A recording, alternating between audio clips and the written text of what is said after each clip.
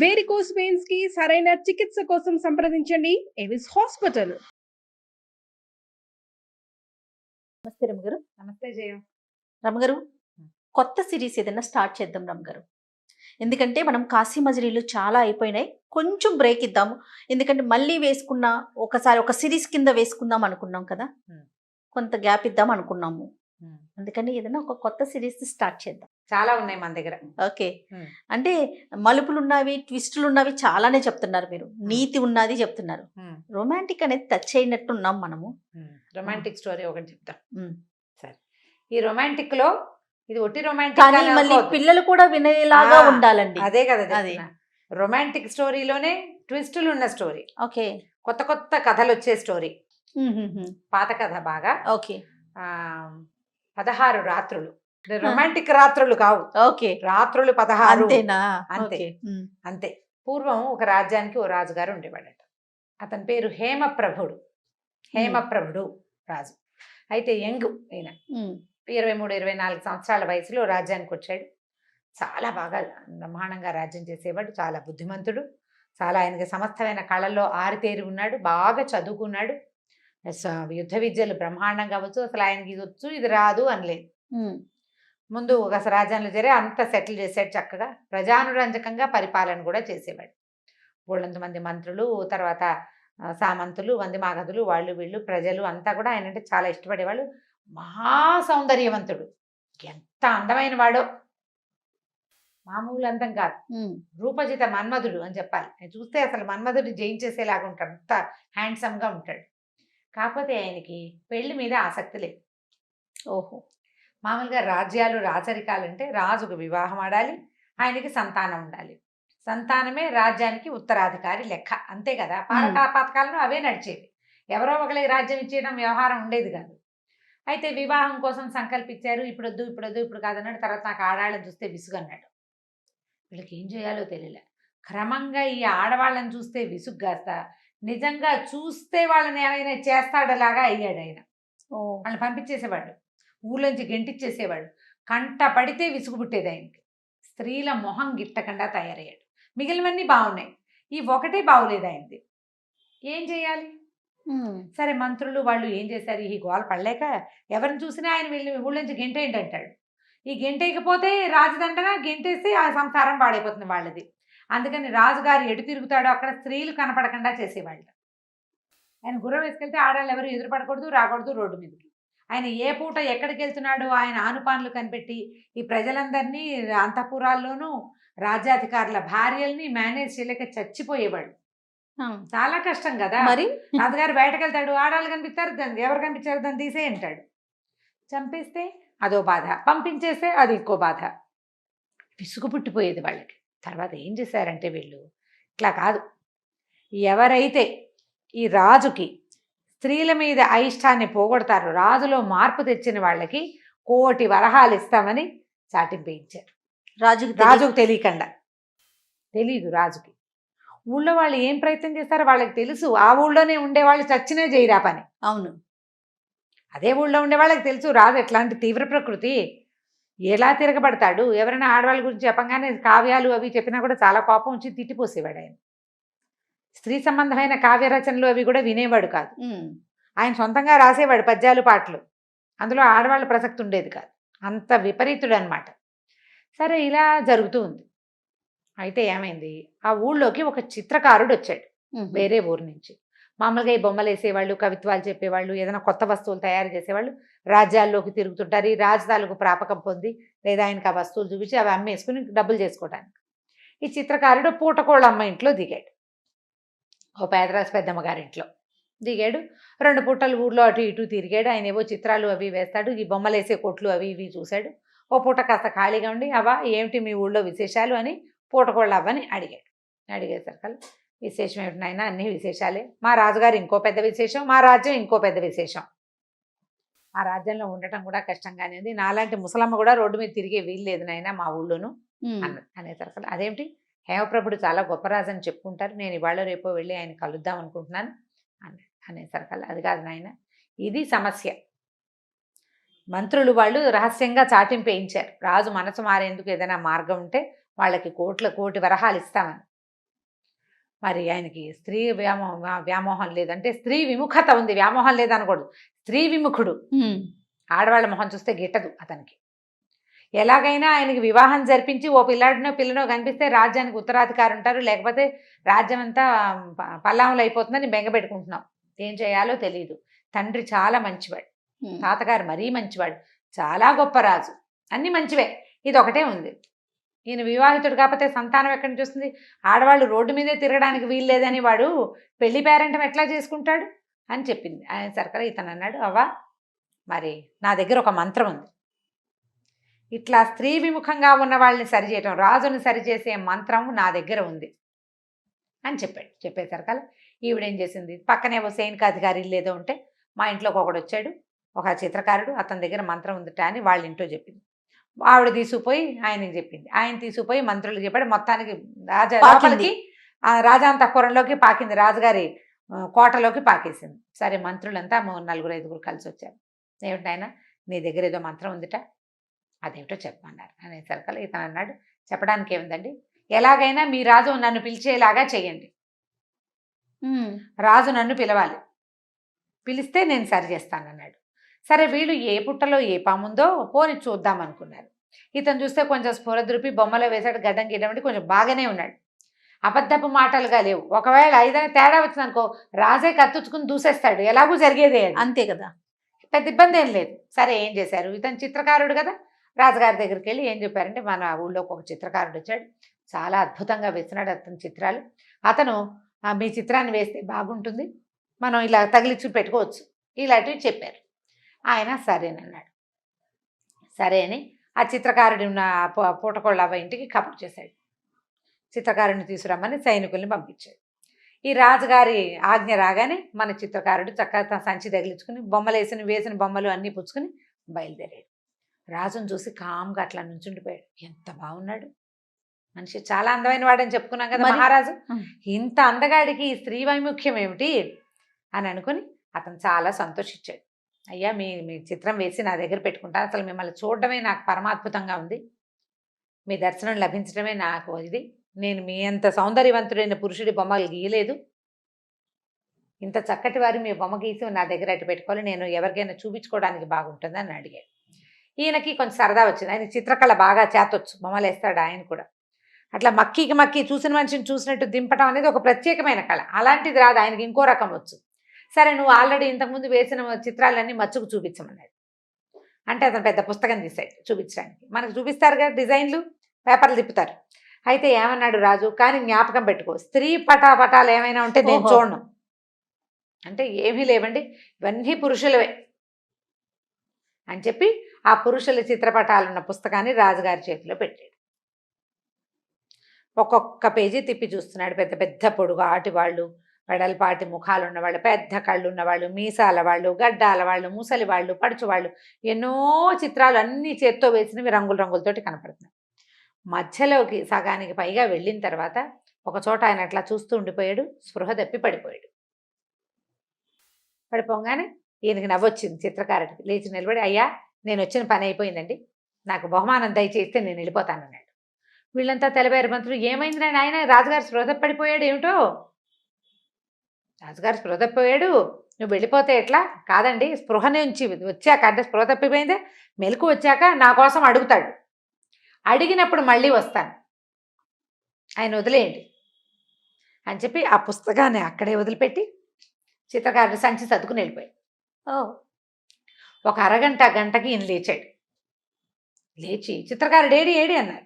అనేసరికి వెళ్ళిపోయాడు. వెళ్ళిపోవటం ఏమిటి, అట్లా వెళ్ళిపోతాడు, పట్టురండి వాడిని అని గట్టిగా అరిచాడు. వీడు తెల్లబైరైనంత అరుపులు కేకల మనిషి కాదు, గంభీరంగా ఆజ్ఞాపిస్తాడు. ఈయన ఉద్రేకపడిపోతున్నాడు. పదే ఆ పుస్తకం తెచ్చి చూస్తున్నాడు, ఏమిటో ఒక రకంగా అయిపోతున్నాడు. సరే ఏం చేశారు, మళ్ళీ చిత్రకారుడిని పిలిచాడు. చిత్రకారుడు వచ్చినవాడు ముణుక్కుంటూ వచ్చాడు, నటించాడనమాట. ప్రభు నన్ను క్షమించండి, ఈ చిత్రాల మధ్యలో ఆ చిత్రం ఎలా ఇరికిపోయిందో నాకు తెలియదండి, పొరపాటున ఉండిపోయింది, నన్ను క్షమించండి, నా పుస్తకాలు నాకు ఇచ్చేయండి, నాకు మీరే బహుమానం ఇవ్వక్కర్లేదు, నన్ను ప్రాణాలతో వదిలిపెడితే చాలన్నాడు. అనేసరికల్లా, అది కాదయ్యా, ఈ చిత్రం ఎక్కడిది, నువ్వు ఎక్కడి నుంచి గీసావు, ఈవిడెవరు అని అడిగాడు. అది ఒక అందమైన స్త్రీ చిత్రం, ఆవిడ మామూలు అందగతి కాదు, స్త్రీ వైముఖ్యం ఉన్న రాజుగారికి కళ్ళు తిరిగి పడిపోయేంత అత్యద్భుత సౌందర్యవతి. అన్నాడు, అయ్యా నేను మీకేం చెప్పలేనండి, ఆవిడ సాధారణ స్త్రీ కాదు, ఎవ్వరికీ దొరకదు, దొరికే స్త్రీ కాదు. ఏదో ఒక అదృష్టం కొద్దీ భగవంతుడు నా ఎందుని బ్రహ్మదేవుడు నాకు ఇచ్చిన అనుగ్రహంతో అట్లా కుదిరింది. కానీ అసలు ఆవిడ సౌందర్యంలో నేను లక్షోవంతు వేల, అంత బాగుంటుంది ఆవిడ. ఈ పటము ఆవిడ కాలి గోటికి కూడా సరిపోదు. ఆవిడ నేను మీకు చెప్పలేను, మానవ మాతృరాలు కాదు అనేసరికి ఇహ రాజుగారు పట్టేశాడు. నాకు ఈవిడెవరో చెప్పు, 1 కోటి కాదు 3 కోట్లు ఇస్తా నీకు, ఆవిడ ఎవరో ఎక్కడ ఉంటుందో చెప్పు, నీకు అదంతా ఎందుకు, నా మనసు ఈవిడ మీద ఉండిపోయిందని చెప్పాడు. ఈ మనసు ఉండిపోయిందంటే ఏం చేస్తాడు చిత్రకారుడు, బాగా గింజుకున్నాడు, అదన్నాడు ఇదన్నాడు. చివరికి ఏం చెప్పాడంటే, వింధ్యాటవి ప్రాంతంలో ఉన్న ఒక నాగరాజు యొక్క సోదరి ఈవిడ చంద్రకళ, నాగకన్య, అక్కడ ఒక పెద్ద భవనం నిర్మించుకుని ఉంది. ఆవిడికి అస్సలు మగవాళ్ల పొడే గిట్టదు. నేను చిత్రకారుని అవ్వటం వల్ల, కేవలం నా యొక్క పుణ్య విశేషం వల్ల ఆవిడ నాకు అవకాశం ఇచ్చింది, కానీ లేకపోతే ఇచ్చేదే కాదు. పైగా ఆవిడని చూస్తూ ఇట్లా ఇట్లా వెయ్యలా నేను, ఆవిడ కంటారా చూసొచ్చి నీ బొమ్మ వేసుకుంటానని ఆవిడని ఒప్పించి యువతలకు వచ్చి వేసుకున్నాను. ఆ సౌందర్యాన్ని గుర్తుపెట్టుకోవాలని. అస్సలు మగవాళ్ళ మొహం గిట్టదు ఆవిడకి. ఆవిడని వివాహం చేసుకోమన్నాడు వాళ్ళ అన్నయ్య. ఆవిడని పెళ్లి చేసుకోనంది.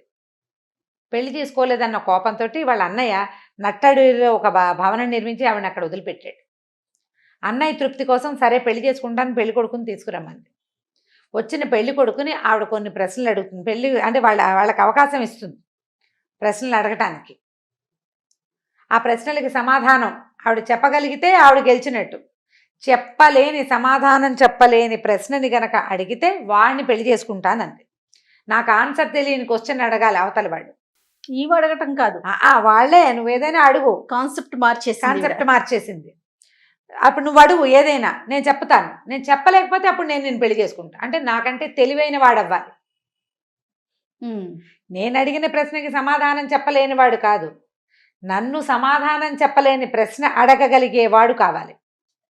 బాగుంది. ఓవేళ ఓడిపోయాడు అనుకో, వాడు నా దాసుడు. నేనేమైనా చేస్తావాడిని, చంపేస్తాను, కొంతమందిని పని చేయించుకుంటాను, కొంతమందిని పంపించేస్తాను, ఏం చేస్తాను, వాడు నా దాసుడు అనేసరికల్లా ఇలాంటి వడంబడికి ఎవరు వస్తారు? అయినా కూడా వస్తూనే ఉన్నారు. ఆవిడ అందానికి మోహించి వస్తారు. వచ్చిన ప్రతి వాళ్ళు ఓడిపోతారు. ఆవిడ ఏం అడగని ఆవిడ చెప్పేస్తుంది ఆన్సర్. ఆవిడకి తెలియంది లేదు. అపరిమితమైన ప్రజ్ఞాపాఠవాలు ఉన్నాయి, దాంతోపాటు మహా అహంకారం ఉంది ఆవిడకి. 2 ఉన్నాయి. 16 రోజులు 16 ప్రశ్నలు వేసేందుకు అవకాశం ఉంది. ఆ 16 రాత్రులు వాళ్ళని తన దగ్గరే అట్టు పెట్టుకుంటుంది. ఈ 16 రాత్రుల్లో ఎప్పుడైనా ఆమె ఓడిపోతే పెళ్లి చేసుకుంటుంది. ఇప్పటిదాకా ఆవిడ ఓడిపోయిందే లేదు. కొంతమందిని సంహరించేసింది వాళ్ళ ధోరణి నచ్చకపోతే. కొంతమందిని ఆ ఇంట్లో, ఆ బిల్డింగ్లో, ఆ చుట్టుపక్కలంతా పనిచేస్తుంటారు, మట్టి తోకుంటూ కుప్పతడితో చెత్తెత్తుకుంటూ తిరిగే వాళ్ళు కనిపిస్తారు మనకి. వాళ్ళంతా ఓడిపోయిన వాళ్ళే. కొంతమందిని వాళ్ళు స్వాదు స్వభావాలుగా ఉండి వాళ్ళని ఆవిడ పంపించేసింది.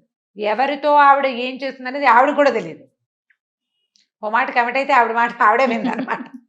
అలాంటిది. పైగా అసలు మానవ కన్య కాదు. అక్కడికి వెళ్ళటమే కష్టం. ఆమెను గెలవటం మానవ మాతృల వల్ల కాదు. నాగరాజులే ఎంతమందో వెనుదిరిగిపోయారు. కొంతమంది ఆమె ఊడికి కూడా చేస్తున్నారు. ఆ సౌందర్యవతి ఫోటోని నేను వేసి ఆ బొమ్మని పొరపాటున ఈ కాగితాల మధ్యలో ఉండిపోయింది. అయ్యా నన్ను క్షమించండి అన్నాడు. అనేసరికల్ రాజు అన్నాడు, క్షమించటం ఏమిటి, నా మనసు ఈమె ఎందు లగ్నమైంది, నేను ఉంటానో కొడతానో నీకెందుకు, వివరం చెప్పావు కదా, వెళ్ళిపో అని 3 కోట్ల రూపాయల ధనం ఇచ్చి పంపించేశాడు. పంపించి మంత్రులకు చెప్పాడు, ఈ కన్యని వివాహం చేసుకుంటా, చంద్రకళని వివాహం చేసుకుంటాను నేను అని. వీళ్ళంతా తెల్లబోయారు. ఎవరో పక్కింటి వెనకింటి అమ్మాయిని చేసుకుంటానంటే పోనీ బాగానే ఉంటుంది. ఆవిడెవరో నాగకన్య, పైగా ఏమిడో పరీక్షలు, 16 రాత్రులు, 16 ప్రశ్నలు. ఓడిపోతే ఆవిడ దాస్యం చేయిస్తుందో, చంపేస్తుందో, పంపేస్తుందో తెలియదు. వీళ్ళు బాగా ఆలోచించుకున్నారు. ఈయన అసలు పెళ్ళే చేసుకొని అంటున్నాడు. అయితే పెళ్ళవుతుంది, కాకపోతే ఈ రాజ్యానికి ఎలాగో ఇంకో రాజు కావాల్సిందే, వెళ్ళి అని పంపిద్దామనుకున్నారు. ఇట్లా కథ మొదలుపెట్టి ఈయన 16 రాత్రుల్లో ఆ అమ్మాయి దగ్గర ఏం చేశాడు అనేది ఈ కథ. ఓహో. నేను మధ్యలో ఆపి 16 నైట్స్ ఏమిటి అనేది మీకు సస్పెన్స్ ఉంచకుండా మొత్తం కథ చెప్పాను అనమాట. ఓకే.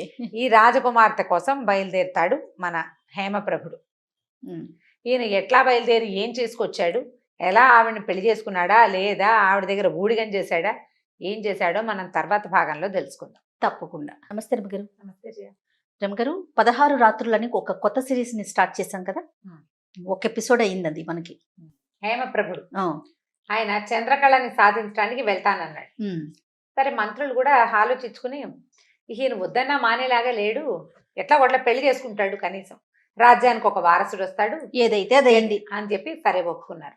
అయితే ఎలా వెళ్తారు ఏంటంటే, నేను ఒక్కడనే వెళ్తానన్నాడు. ఒక్కడనే వెళ్తాను, నాకెవరూ తోడక్కర్లేదు. అక్కడ పరిస్థితి ఏంటో తెలియదు, ఎవరిని చతురంగ బలాలను తీసుకెళ్ళి అక్కడ ఏం చేస్తాం, వెళ్ళేది స్త్రీని సాధించడానికి. ఆ పరీక్ష ఏమిటో అది చూడాలి. ఏం చేశాడంటే చంద్రకళ తాలూకు చిత్రపటం మాత్రం తీసుకున్నాడు. తీసుకుంటే రాజుగారికి ఒక స్నేహితుడు ఉన్నాడు. స్నేహితుడి పేరు ధీనిధి. అంటే ధీ అంటే తెలివి, దాని యొక్క నిధి అనమాట వాడు. ఓహో, తెలివికే నిధి. నిధి. అతను ఏమన్నాడు, నేను కూడా వస్తానంటే రాజు ఒప్పుకోలవద్దు, అక్కడ పరిస్థితి ఏంటో తెలీదు, ఓవేళ నేను కానీ అక్కడ దొరికిపోయాను అనుకో నువ్వేం చేస్తావు, అంతేగా, అప్పుడు ఎట్లా, కాబట్టి వద్దన్నాడు. ఈ దీనిది అన్నాడు, అట్లా కాదు, నువ్వేం చేసావు, నీ మనసంతా చంద్రకళ మీద లయమైపోయింది, ఒట్టి కాయం, నేనే కదా నీ మనసుని. మామూలుగా ఇక్కడ ఉండగా నువ్వు ఎప్పుడు ఏమంటావు, నా మనసు అంతా దీనిదే అంటావు. నేనుంటే కనీసం నీ హృదయం కొంతైనా పనిచేస్తుంది.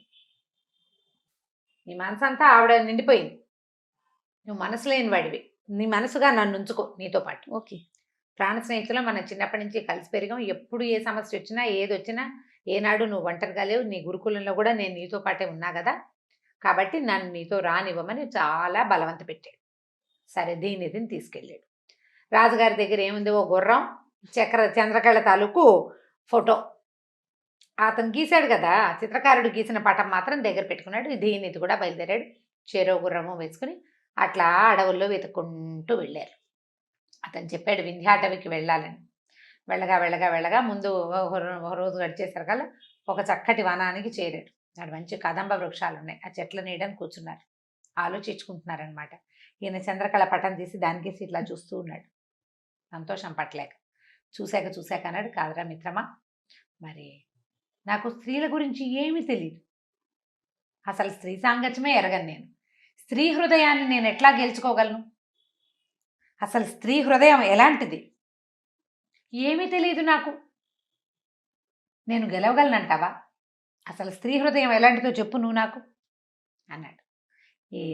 దీనిది అన్నాడు, చాలా గొప్ప విషయం అయ్యా, స్త్రీ అంటే మామూలు విషయం కాదు, స్త్రీ అంటే ఒక బ్రహ్మ పదార్థం, అసలు ఆవిడ చేయబడిన తరహాయే చాలా విచిత్రమైనది, చాలా ప్రచండమైన తెలివితేటలుంటాయి కానీ స్త్రీ హృదయాన్ని అర్థం చేసుకోలేం, చాలా కష్టం. పూర్వం ఏం జరిగిందట, బ్రహ్మదేవుడు మనుషుల్ని సృష్టించాడు, మానవుణ్ణి సృష్టించేశాడు. ఈ మనిషిని సృష్టించాక అయ్యో వీడు ఒంటరిగా ఉన్నాడు, వీడికి తోడుగా ఇంకెవరినైనా సృష్టించాలనుకున్నాడు. తీరా చూస్తే సృష్టి అంతా అయిపోయింది, మొత్తం పక్షులు చెట్లు చేమలు వీళ్ళు అన్నీ నిర్మించేశాడు, అందరినీ సృజించేశాడు. మానవుడిగా మగవాడిని సృష్టించాడు. ఇప్పుడు ఏం చేయాలి, వీడికి తోడుగా ఒక ప్రాణిని సృష్టించాలంటే ఏమీ లేవు సాధనాలు, అన్ని సాధనాలు అయిపోయినాయి. మానవుడు వచ్చి బిక్కమొహం వేసుకునేవాడు, నేను ఒంటరిగా ఉన్నాను, నాకెవరూ తోడలేరు, నాలాంటి వాళ్ళు ఎవ్వరూ లేరు, నాకు తోడు కావాలని అడిగాడు. సరే బ్రహ్మదేవుడు ఏం చేశాడు, తను ఆల్రెడీ సృజించిన రకరకాల వస్తువుల్లోంచి ఒక్కొక్క దాంట్లోంచి ఒక్కొక్క గుణం తీసుకున్నాడు. ఒక దాంట్లోంచి సౌకుమార్యం, ఒక దాంట్లోంచి క్రౌర్యం, ఒక దాంట్లోంచి దుర్బలత్వం, ఇంకో దాంట్లోంచి బలం, ఒక దాంట్లోంచి అల్పత్వం, ఒక దాంట్లోంచి కంపం ఉణికే గుణం, ఒక దాంట్లోంచి కదలని గుణం, ఒక దాని రంగు, ఇంకో దాని రూపు, దాని గొంతు, దీని నడక చొప్పున సమస్తమైన విషయాల్లోంచి తలా ఒకటి తీసుకుని స్త్రీని సృజించాడు. భూమి మీద ఉండే ప్రతి ప్రాణిలో ఉండే ఒక్కొక్క లక్షణము స్త్రీలో ఉంటాయి. సృజించాక మానవుడికి ఇచ్చి పంపించాడు. ఆయన పరమానంద భరితుడిగా మానవుడు ఈ స్త్రీని వెంబడి పెట్టుకెళ్ళిపోయాడు. 4 రోజుల తర్వాత పరిగెత్తుకుంటూ ఎగశ్వాసతోటి రొప్పుకుంటూ వచ్చాడు. బాబు మీరు నాకు ఇచ్చిన స్త్రీ ఉందే, దాన్ని నేను తట్టుకోలేకపోతున్నా, ఆ ప్రాణి నా వల్ల కాదు, నా వల్ల అవ్వదు ఆమెను భరించడము. అసలు ఆమె ఇవేమిటో, ఆమె చిన్నలేమిటో, ఆమె ఇవేమి, అసలు నాకు ఏమీ అర్థం కావట్లేదు. ఆమెను భరించడం మహా కష్టంగా ఉంది, మీరే తీసుకోండి అని బతిమలాడి స్త్రీని తెచ్చి బ్రహ్మదేవుడికి అప్పచెప్పాడు. 4 రోజుల తర్వాత పరిగెత్తుకుంటూ వచ్చేసాడు. ఆమె లేకుండా ఉండటం ఎంత కష్టంగా ఉందో. మీరు నా దగ్గర నుంచి, నేను మీకు ఇచ్చిన స్త్రీ లేకుండా నేను బతకలేను. క్షణక్షణం ఆవిడే గుర్తొస్తోంది. ఆమె మృదుత్వము, ఆమె నవ్వు, ఆమె మాటలు, ఆమె తోడు, ఆమె సాహచర్యం, ఆమె వెచ్చని ఊపిరి, ఆమెతోటి కలిసి ఉంటే కలిగే సంతోషం పరమాద్భుతంగా ఉంది. ఆమె లేకపోతే ఉండలేకపోతున్నాను నేను అన్నాడు మానవుడు. అనగానే బ్రహ్మదేవుడు అన్నాడు, సరే తీసుకెళ్ళని ఇచ్చేసాడు. మళ్ళా 4 రోజుల పైకి తీసుకొచ్చేసాడు. బాబు, ఈవిడతోటి నా వల్ల కావట్లేదు. ఆవిడతో ఉండే సుఖాన్ని, ఆవిడతో ఉండే కష్టాన్ని 2 తులలో వేసి చూస్తే సుఖం తక్కువ, కష్టం ఎక్కువ. సుఖాలు తక్కువ ఆవిడతోటి, కానీ సుఖంగా చాలా అద్భుతంగా ఉంటుంది. అద్భుతం కంటే ఆమె పెట్టే ఇబ్బందులు చాలా ఎక్కువ. మహాప్రభో, ఈవిడిని తీసేసుకోండి, నా వల్ల కాదంటే బ్రహ్మదేవుడు ఒప్పుకోలే. ఏంటి వేషాలు వేస్తున్నావా? నీకోసం సృష్టించాను, కష్టపడి అన్నిటించి తలావ ముక్క తీసుకున్నాను. ఇప్పుడు దీన్ని నా దగ్గర పెట్టుకుంటే వాళ్ళందరూ పోట్లాడతారు. నువ్వు ఏ పని కోసం చేసావో అదైనా చేయమనరా. పైగా తీసుకొచ్చి నా దగ్గర దిగవిడిచిన ఆమె లేకుండా నువ్వు ఉండలేవు. ఆమె లేకపోతే నీ బతుకు అర్థమే లేదురా నాయన. భరించడం కష్టమే, అలవర్చుకో, అలవాటు చేసుకో. ఆమెతో ఉన్న సుఖాన్ని పెద్దదిగా ఆలోచించు, అప్పుడు కష్టం చిన్నదిగా తోస్తుంది. ఇలా ఆలోచించు. ఈమె నీతో ఉండవలసిందే. ఈమె వల్ల భవిష్యత్తులో నీకు కలగబోయే సుఖం ఏమిటో నీకు ఇప్పుడు తెలియదు. ఇప్పుడు మీరిద్దరే ఉన్నారు, నీకు కలగబోయే సౌఖ్యం ఏమిటో నీకు తెలీదు. ఆ సౌఖ్యం మీద దృష్టి పెట్టుకుని ఈమెను భరించాలి నువ్వు. ఇక నేను తీసుకోని ఇవ్వండి అని బ్రహ్మదేవుడు పంపేశాడు. మానవుడు నెత్తి నోరు బాదుకుంటూ స్త్రీని తీసుకుపోయాడు. తర్వాత సంతానం కలిగాక స్త్రీ సౌఖ్యం ఏమిటో వాడికి అర్థమైంది. ఆ తర్వాత ఇంకా ఎప్పుడు ఈవిని తీసుకో అనలా. ఎప్పుడైనా విసుగొస్తే ఎవరో ఒకళ్ళకి చెప్పుకుని కాసేపు ఏడ్చి మళ్ళీ ఆవిడతోటే ఉంటూ ఉంటాడు. స్త్రీ అలాంటిది అని చెప్పాడు. చెప్పేసరికి ఈయన సంతోషించాడు. అంటే ఒకవేళ ఇప్పుడు నేను ఈవిని భరించలేకపోయినప్పటికీ తర్వాత రాబోయే జీవితం ఉందే, అది ఇంకా అద్భుతంగా ఉంటుందన్నమాట అని అనుకుని సరే ఇద్దరు కలిసి బయలుదేరారు. ఎంత బాగా చెప్పాడు మన గురించి. అక్కడి నుంచి గుర్రాలు వేసుకుని వెళ్ళారు. వెళ్ళగా ఆ వింధ్యాటవి ప్రాంతంలో చిట్ట చివర ఉన్న ఒక మహాద్భుతమైన భవంతిని చేరారు. చేరాక ఇంకా భవంతి దగ్గరికి వెళ్ళాల. కొంచెం కోలాహలంగా ఉంది. మనుషులు, పనివాళ్ళు, మా పనివాళ్ళంతా ఎవరు? వీడి దగ్గర ఓడిపోయిన సజ్జాయి బోళ్ళంత మంది ఉన్నారు అక్కడ. సరే వీళ్ళు ఓ చెట్టు కింద విశ్రాంతి తీసుకున్నారు. ఏవో కాయ కసరు కోసుకుని తిన్నారు. కొంత ఆహారం తెచ్చుకున్నవేవో మధ్యదారిలో తెచ్చుకున్నారు కదా. తిన్నాక దీనిది అన్నాడు, మిత్రమా ఒక పని చేద్దాం. నువ్వు రాజువే, నేను నీ బంటుని కదా. నువ్వేం చేస్తావంటే నువ్వు వెళ్ళి చంద్రకళాదేవితో మాట్లాడు, కానీ ప్రశ్నలు నేను అడుగుతానని చెప్పు. నువ్వు అడగద్దు, నువ్వు ఆమెను చూస్తూ ఉండు. నేను అడుగుతా, నేను అడిగితే నువ్వు అడిగినట్టేనని చెప్దాం మనం అని ఒప్పించాడు.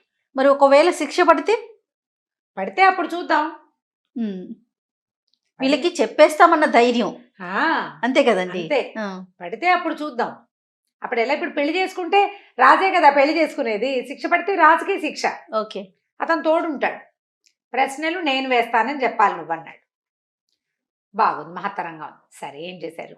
ఇద్దరు కలిసి మెల్లిగా భవనాన్ని సమీపించారు. రకరకాల భటులు, సైన్యాధికారులు, స్త్రీలు తిరుగుతున్నారు, అందరూ తిరుగుతున్నారు. రాజు కొత్తగా చూస్తున్నాడు అందరికేసి. ఆడవాళ్ళు ఎక్కువ మందిని చూసి అలవాటు లేదు కదా, చూస్తున్నాడు. వాళ్ళలో ఎవ్వరూ ఈ ఫోటోకి సరిపోయేలాగా లేరు. ఓకే, మ్యాచ్ కాల. సరే ఈయన ప్రశ్నలు అడగటానికి వచ్చాడని తెలుసుకుని ఈయన ఒక సభా మండపంలో కూర్చోబెట్టారు. కాసేపటికి చంద్రకళాదేవి వచ్చింది. ఆవిడ మామూలు సౌందర్యవతి కాదు. ఒక నీలము ఆకుపచ్చ కలగలిసిన ఒక చక్కటి చీర కట్టుకుంది. వజ్రాల రవిక తొడుక్కుంది ఆవిడ. ఆభరణాలు, ఇక్కడ ఉండే ఆభరణాలని సర్పాకృతి, కిరీటం కూడా సర్పాకృతి. నాగకన్నే కదా, ఎంత అపురూపమైన సౌందర్యము, మెరిసిపోతోంది. ఆవిడ నడిచొస్తుంటే సర్పం చెరచెరలాడుతూ వస్తున్నట్టుగా ఉంది. రాజుగారు అట్లా కళ్ళు అప్పగించి చూస్తున్నాడు. ఆవిడ కూడా రాజును చూసి నిర్ఘాంతపోయింది. ఇంత సౌందర్యవంతుడైన మానవుడిని ఆవిడ చూడలేదు. కొద్దిగా తొట్టుపడింది. కరవ సర్దుకుని సరే కూర్చుంది. ఎవరు ఏమిటి కనుక్కుంది. ఈయన దీవిని ఏం చెప్పాడంటే, ఈయన మా రాజు, నేను ఈయనకి సహాయకుడుగా వచ్చా. ప్రశ్నలు నేను అడుగుతాను. ఆవిడకి కొత్తగా ఉంది. ఇలాంటిది ఇది ఎవరు పెట్టలా ఎప్పుడు. ఆ, ఇలాంటి సిస్టమ్ రాలా. సరే ఏమంది? సరే అడగండి అని. ఆవిడకి రాజు మీద నుంచి కళ్ళు కదలటల్లా. ఆయన చాలా అందంగా ఉన్నాడు. ఆయన అంతకంటే అట్లా అమ్మాయి మన నోరు తెచ్చుకొని చూస్తున్నాడు ఆయన. అసలు ఎట్లా అయిందంటే ఆవిడ ప్రశ్న అడగండి అనగానే నవనాడులు కుంగిపోయినట్టు అయిపోయినాయి. ఇవి నాకు దొరకదేమోనని బెంగొచ్చేసింది ఆయనకి. ప్రశ్నలు నేను అడుగుతానని దీనిది అడ్డుకున్నాడు. సరే ఓ కథ చెప్పాడు. ఉమ్, ఒక కథ చెప్పాడనమాట. ఈ రాజుగారు బయలుదేరే ముందు గణపతికి పూజ చేసుకుని వచ్చారు వాళ్ళు. మామూలుగా వాళ్ళకి ఆ రాజ్యంలో ఏ పని చేయబోతున్నా గణపతి పూజ అలవాటు. రాజుగారు ఆవిడ మీద ప్రేమాశ్రయం కలిసేసుకోవాలన్న పిచ్చితోటి పరిగెలు పెడుతుంటే దీనిదే బలవంతంగా, అది కాదు మనం గణపతి పూజ చేస్తాం, గణపతికి చేసి కానీ వెళ్ళకూడదు మనమని బలవంతంగా గణపతి పూజ చేయించాడు ఆయనతోటి. కూర్చోబెట్టాడు. అంటే పూజకి బలవంతం లేదు, జ్ఞాపకం చేసి బలవంతంగా జ్ఞాపకం చేసి కూర్చోబెట్టాడు. గణపతికి పూజ చేసుకుని వచ్చారు. ఆ గణపతి మీద ఒక కథ చెప్పాడు. ఏం చెప్పాడట? పూర్వం ఒక రాజ్యంలో ఒక చార్వాక మతస్థుడు ఉండేవాడు. ఆయన పెళ్లి చేసుకుందాం అనుకున్నట్టు. ఈ పెళ్లి చేసుకుందాం అనుకుంటే సరే పెళ్లికి అన్ని ఏర్పాట్లు అవుతుంటే స్నేహితుడు ఒకడు వచ్చాడు. అదేమిటో లక్షణంగా పెళ్లి చేసుకుంటున్నాం, గణపతి పూజ చేసుకోవద్దు అని అడిగాడు. అడిగేసరికల్లా ఇతను అన్నాడు, అదేమిటి గణపతి పూజ ఎందుకు చేస్తాం, మాకేం అలవాట్లేదు, నేను చార్వాకుని, గణపతి ఎవడు మధ్యలో, ఎక్కడి నుంచి వచ్చాడు గణపతి, ఈయన ఎప్పటి నుంచి ఉన్నాడు, నా పెళ్ళి అవ్వాల్సిందైతే అవుతుంది, గణపతి వచ్చి చేస్తాడా, గణపతి వచ్చి మాన్పేస్తాడా, అలాంటిదేం లేవు, నేను నమ్మను అన్నాడు. అనేసరికి స్నేహితుడు కొంచెం అట్లా కాదు, గణపతికి తొలి పూజ చేయాలి, విఘ్నాలు లేకుండా ఉంటాయి, వివాహాది శుభకార్యాలు చేసేటప్పుడు తప్పకుండా గణపతి పూజ చేసుకోవాలి అంటే చార్వాకుడు ఒప్పుకోవాలి. ఈ వాదన ప్రబలింది. అయితే అదే సమయానికి వ్యాహ్యాళికి వస్తున్నటువంటి మహాగణాధిపతి ఈ మాటలన్నీ విన్నాడు. ఏమిటి వీడు నన్ను పూజ చేయడా, నేను లేనంటాడా, నా ప్రమేయం లేదంటాడా దేంట్లోనూ, వీడి సంగతి చూద్దాం అనుకున్నాడు. మన చార్వాకుడు వివాహానికి బయలుదేరుతుంటే గణపతి ఆ దారైపోతున్న ఆవుతోటి, ఆవు వెళ్ళి ఈ చార్వాకుడు ఇంటి ముందు పేడయ్యి అని చెప్పాడు. ఆ ఆవు పోతూ పోతూ ఆ చార్వాకుడు వీధి గుమ్మంలో పేడేసేసి వెళ్ళిపోయింది. ఈ చార్వాకుడు పటాటోపంగా బయలుదేరాడు, పేడ మీద కాలేసి జర్రమని జారిపడ్డాడు. మక్కలో విరిగింది, తుంటి విరిగింది. తుంటి విరిగితే ఎన్నాళ్ళు పడుతుంది, ఇదంతా అయ్యే లోపల ఆ పిల్లకి పెళ్లి చేసేశారు. వాళ్ళు ఇంకో సంబంధం చూసుకుని మళ్ళీ ఇంకో సంబంధం కుదుర్చుకున్నాడు. ఈ స్నేహితుడు వచ్చి, నేను చెప్పానా గణపతి పూజ చేయమని, నువ్వు చేయలేదు, చూడు మక్క విరిగింది, ఇన్నాళ్ళు మంచాన్ని పడ్డావు, సంబంధం కుదుర్చుకున్న సంబంధం కాస్త పోయింది, గణపతి పూజ చేస్తే ఇలా అయ్యేది కాదు, ఇప్పుడైనా చేయమన్నాడు. చార్వాకుడు సర్రమని లేచాడు. గాడిది గుడ్డేం కాదు, గణపతి ఉంటే మాత్రం ఆవు చేత పేడ ఇస్తాడా, ఆవు పేడేయడానికి గణపతి కారణం ఎలా అవుతాడు, ఇది కాకతాళీయం, ఇది కాకతాళీయం అంటారు దీన్ని. నేను పొరపాటును చూసుకోకుండా కాలేసి జారిపడ్డాను, నేను కాకుండా మా నాన్న మా అమ్మ మా అక్క ఎవరో ఒకళ్ళు పడును, నేను పడ్డాను కాబట్టి ఇలా అయ్యింది, అంతేగాని గణపతి లేదు, గడిది గుడ్డు లేడు, నేను చేయను అన్నాడు. ఇదే విన్నాడు గణపతి. వీడి సంగతి చెప్దామనుకుని వీడు పెళ్ళికి బయలుదేరేదాకా ఆగి ఆ దారి ఈ బలిపీఠం దగ్గర, వినాయకుడి గుడికి బలిపీఠం మీద మెతుకులు పెడతారు కదా, అన్నం పెడతారు, ప్రసాదం పెట్టేస్తారు కదా, అది బలిహరణం అంటారు. ఆ బలి మెతుకులు తినడానికి వచ్చిన ఒక ఆకిని కేకేసి, ఒక చార్వాకుడు ఒకడు పెళ్ళికి తరలివెళ్తున్నాడు. వాడు వెళ్ళే దారిలో ఒక పెద్ద దర్వాజా ఉంది, దాన్ని దాటుకుని వెళ్తాడు. దాని మీద ఉన్న నా విగ్రహం ఒకటి శిథిలావస్థకు వచ్చి పడిపోయేలాగా ఉంది, నువ్వు పోయి వాడు వచ్చే టైంకి దాని మీద కూర్చో, ఆ విగ్రహం మీద కూర్చో. ప్రభు స్వామి మీ మీద కూర్చోమన్నారా, లక్షణంగా కూర్చో, నేను చెప్తున్నా కదా అన్నాడు. సరే చార్వాకుడు పెళ్ళికి బయలుదేరాడు. వెళ్తున్నాడు. సరిగ్గా ఈ రోడ్డు మధ్యలో ఒక పాత దర్వాజా, అంటే మనకి ఇప్పుడు కమాన్లు ఉంటాయి కదా అలా అనమాట, పెద్ద పురాతన కమానుండి దాని మీద ఒక వినాయకుడి విగ్రహం, మట్టి రాతి విగ్రహం. ఈ రాయి చెక్కబడింది అనమాట. అది కొంచెం శిథిలమైపోయి దర్వాజా ఊడి పడేలాగా ఉంది. ఈ ఊడి పడేలాగా ఉన్న దర్వాజా మీద ఉన్న గణపతి మీద వాలింది కాకి. ఈ కాకి వాలిన అదటుకి అది కాస్త ఊడిపడి ఆ గణపతి విగ్రహం ఈ చార్వాకుడు నెత్తి మీద పడింది. పడ్డం ఏమైంది, భుజము కాలు విరిగినాయి ఆయనకి. మరి పైనుంచి అదట్టం పడితే వీళ్ళు కంగారు పడి పడిపోతారా, మళ్ళీ కట్లు కట్టించుకున్నాడు, పెళ్ళి అయిపోయింది.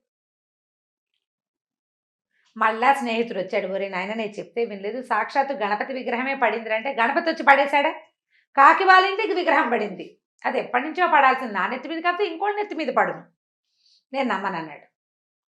మూడోసారి పెళ్లి కుదుర్చుకున్నాడు. ఇప్పుడు కూడా వాడు నేను గణపతి పూజ ససేమిరా చేయనన్నాడు.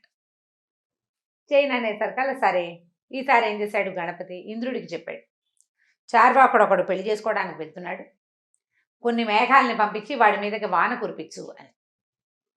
వీడు ఒక రేవు పక్క నుంచి వెళ్తున్నాడు, వెళ్తుంటే పెద్దగా వాన వచ్చి ఈ రేవులో పడి కొట్టుకుపోయాడు చార్వాకుడు, వెళ్ళిపోయాడు, భగవంతుడికి ప్రీతిపాత్రుడు అయ్యాడనమాట. ఇదంతా చూసిన వినాయకుడు పెద్ద పెట్టున పకపక నవ్వి తర్వాత కళ్ళనీళ్ళు పెట్టుకుని దుఃఖపడ్డాడు. ఇక్కడ ఆపాడు. దీనిది అడిగాడు రాజకుమారిని ఎవరిని, చంద్రకళ. అమ్మ చంద్రకళాదేవి, ఈ కథ అంతా విన్నావు కదా, వినాయకుడు ఎందుకు నవ్వాడు, ఎందుకు కళ్ళనీళ్ళు పెట్టుకున్నాడో చెప్పు అనగానే ఆవిడ, ఇందులో ఏముంది, నన్ను మీరి ఎవడూ చేయలేడు కదా, అయినా కూడా పంతం వీళ్ళలేదు, వీడి పంతం పాడుగాను అని నవ్వాడు. ఆయన ఎందుకు దుఃఖపడ్డాడంటే ఇన్ని తార్కాణాలు చూపించిన జీవులు ఇలాగే తెలుసుకోకుండా భగవంతుడి నుంచి పారిపోతారని దుఃఖపడ్డాడు అన్నది. అనగానే సమాధానం నిజం, నీ ప్రశ్నకి సమాధానం లభించిందని ఆయన అని లేచి వెళ్ళిపోతూ రాజును చూసి ఇలా ఇలా రాజు కాదు కదా అడిగేది, దీనిది అడుగుతున్నాడు. వీళ్ళిద్దరూ నిర్ఘాంతపైకి నుంచున్నారు. రాజు అన్నాడు, దీనిది నువ్వేం ప్రశ్న అడిగావురా, సింపుల్గా సమాధానం చెప్పేసేసింది, ఒక రోజు వృధా చేసావు, ఒక రోజు పోయింది 16 రాత్రుల్లో, ఒక రోజు పోయింది 16 రోజులు మీకు నా దగ్గరే నివాసం అని చెప్పింది ఆవిడ. అందరికీ అలాగే చేస్తుంది, ఒక రూము అది ఇస్తారు, వీళ్ళకి సేవ అది చేస్తారు, రక భోజనాలు పెట్టేస్తారు. 16 రోజులు అవకాశం ఇస్తుంది, ఏదో ఒక రోజు కుదిరిన రోజున కుదిరినట్టు, లేకపోతే 16 రోజులు అయ్యాక అయితే జైలుకి, లేకపోతే వజ్రస్థానానికి, లేకపోతే రోడ్డు మీదకి, లేకపోతే పనిలోకి. ఆవిడిష్టం. ఆవిడిష్టం. రోజు వృధా అయింది, కానీ ఆవిడ చెయ్యుపుతుంటే ఏమిటో గుండె జల్లుమంది, బాయ్ చెప్తుంది అని. సరే ఒక రోజు వృధా అయ్యింది, రేపేం చేస్తావో అన్నాడు రాజు. ఏం పర్వాలేదు, మనకి ఇంకా 15 రోజులున్నాయి, 15 కథలున్నాయి, 15 ప్రశ్నలున్నాయి, నువ్వు కంగారు పడకు, ఇంతకీ కళ్ళారా చూసుకున్నావు కదా, ఈ రాత్రి ప్రశాంతంగా నిద్రపోదు కానీ రాజుగారిని లేవ తీసుకెళ్ళిపోయాడు దీనిది. తర్వాత రోజు ఏం కథ చెప్పాడో దీనిది, ఏం ప్రశ్న వేశాడో వచ్చే భాగంలో విందాం. నమస్తే రమ్మగారు. నమస్తే జయ. రమ్మగారు, మనం 16 రాత్రులని ఒక కొత్త సిరీస్ని స్టార్ట్ చేశాము. అందులో మొదటి రోజు కూడా కంప్లీట్ అయిపోయింది. మొదటి రాత్రి 2 భాగాలు, మొదటి రాత్రి అయిపోయింది, రెండో రాత్రిలోకి వచ్చాం. ఈ మొదటి రోజు రాత్రే ఈయన చెప్పిన కథ, దీనిది చెప్పిన కథకి ప్రశ్నకు ఆవిడ సింపుల్గా సమాధానం చెప్పేసింది. కాకపోతే రాజుగారి కేసు చూసుకుంటూ వెళ్ళింది ఆవిడ. ఈయన కొంచెం సంతోషం వచ్చింది తన కేసే చూస్తుంటే. దీనిది కథ చెప్తున్నంతసేపు ఈయన రాజుగారు అట్లా ఆవిడ కేసు చూస్తున్నాడు. ఆవిడ సౌందర్యాన్ని కళ్ళతో తాగేయటమే అంతే అనమాట, అట్లా చూస్తూ కూర్చున్నాడు. ఆవిడ చాలా శ్రద్ధగా వింది కథ, ఠకీమన్న ఆన్సర్ చెప్పేసింది. ఏమిటా నాయన ఇంత సింపుల్గా చెప్పేసింది, జాగ్రత్తగా చేయమన్నాడు. సరే ఈయన వెళ్ళిపోయారు. వాళ్ళకు బస ఏర్పరిచారు కదా, వెళ్ళి బసకి వెళ్తే ఆయన తన దగ్గర ఈవిడ చిత్రపటం ఉంది కదా, ఆ పటం చూస్తూ ఉన్నాడు. ఎప్పటికో నిద్ర పట్టింది, దీనిది నిద్రపోయాడు, నేను పడుకోలే. సరే పొద్దున్న లేచారు, ఏదో కాలకృత్యాలు తీర్చుకున్నారు. వాళ్ళు ఏదో వ్యవహారం, తిండి తిప్పలు వాళ్ళు వాళ్ళే పెడతారు అన్నీ అయిన తర్వాత అక్కడ పెద్ద ఉద్యానవనం ఉంది, వ్యాహ్యాళ్ళుగా తిరిగారు ఉద్యానవనం అంతా. దీనిది కొత్త కథ ఆలోచించుకుంటున్నాడు. సరే సాయంకాలం అయింది. వీళ్ళు వెళ్ళేసరికి చక్కటి నీలపు రంగు చీర, వజ్రాలతో చేసిన రవికలు అవి తొడుక్కునేవాడు. చక్కటి అంటే బట్టలు భలే ఉన్నాయన్నమాట, డిఫరెంట్గా. అవి ఏవి ఇక్కడ మనకి రాజకన్యలు కట్టుకునే బట్టలు కావు. బ్లౌజ్ నిండా వజ్రాలు కుట్టున్నాయంటే మరి ఎట్లాంటి పనితనం, ఎంత అందంగా ఉందో. అయితే సాభిప్రాయంగా వచ్చావా అన్నట్టు చూసింది రాజుగారికి వేసి ఆవిడ. ఈయన చూపుకే ఆనందపడిపోయాడు, అట్లా కూలబడిపోయి ఆవిడకేసి చూస్తున్నాడు. సరే దీనిది చెప్పబోయాడు కథ. ఏం చెప్పాడో చూద్దాం. రెండో కథ. ఒక ఊళ్ళో ఒక మహారాజు ఉండేవాడు, ఆయనకు తమ్ముడు కూడా ఉన్నాడు. సాధారణంగా రాజరికంలో పెద్దవాడు రాజు అవుతాడు, తమ్ముడు కొంచెం పరిపాలన అవి చూస్తాడు. రాజుగారి తమ్ముడు ఏవో కొన్ని పవర్స్ ఉంటాయి. కొంతమంది తమ్ముళ్ళు రాజుని అన్నయ్యతోటి చాలా బాగా ఉండి స్నేహ సంబంధాలు బాగా నేర్పుతూ రాజ్యాంగంలో వాళ్ళకి పట్టు ఉంటుంది, పదవి ఉండదు కానీ పట్టు ఉంటుంది.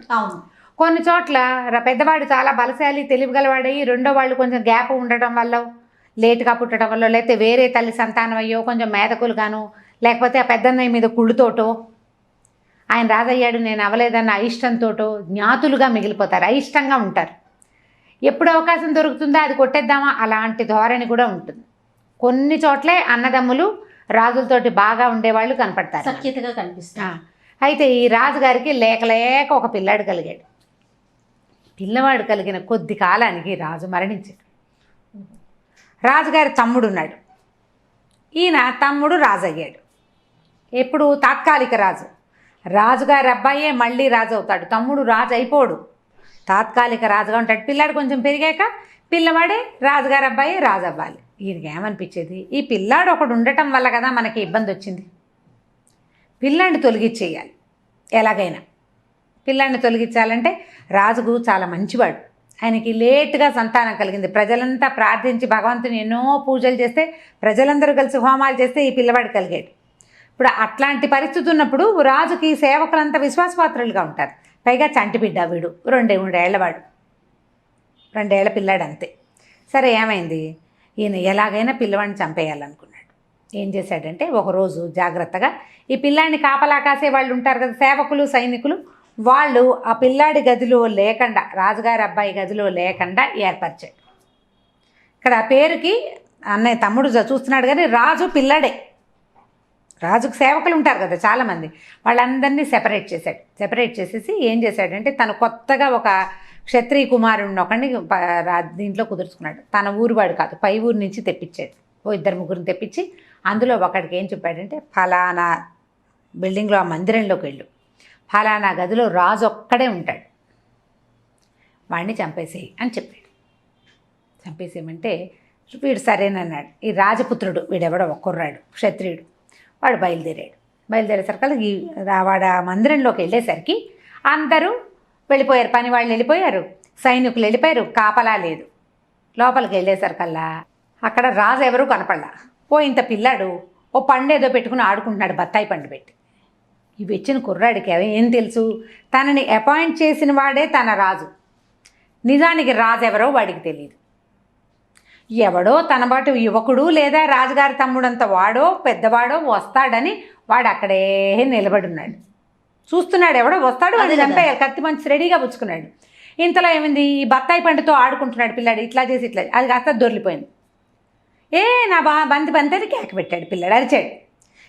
ఆ బాల్లాగా ఉంది కదా బత్తాయి పండు, కొంచెం పంపర్ పనాస టైప్ అంత పండు అనమాట, దొర్లుకుంటూ ఈ నిలబడినటువంటి ఈ రాజపుత్రుడి దగ్గర కాళ్ళ దగ్గరకు వచ్చింది. పిల్లాడు కేకలు పెట్టాడు, కెవ్వమన్నాడు, ఏడుపు గొంతు పెట్టాడు.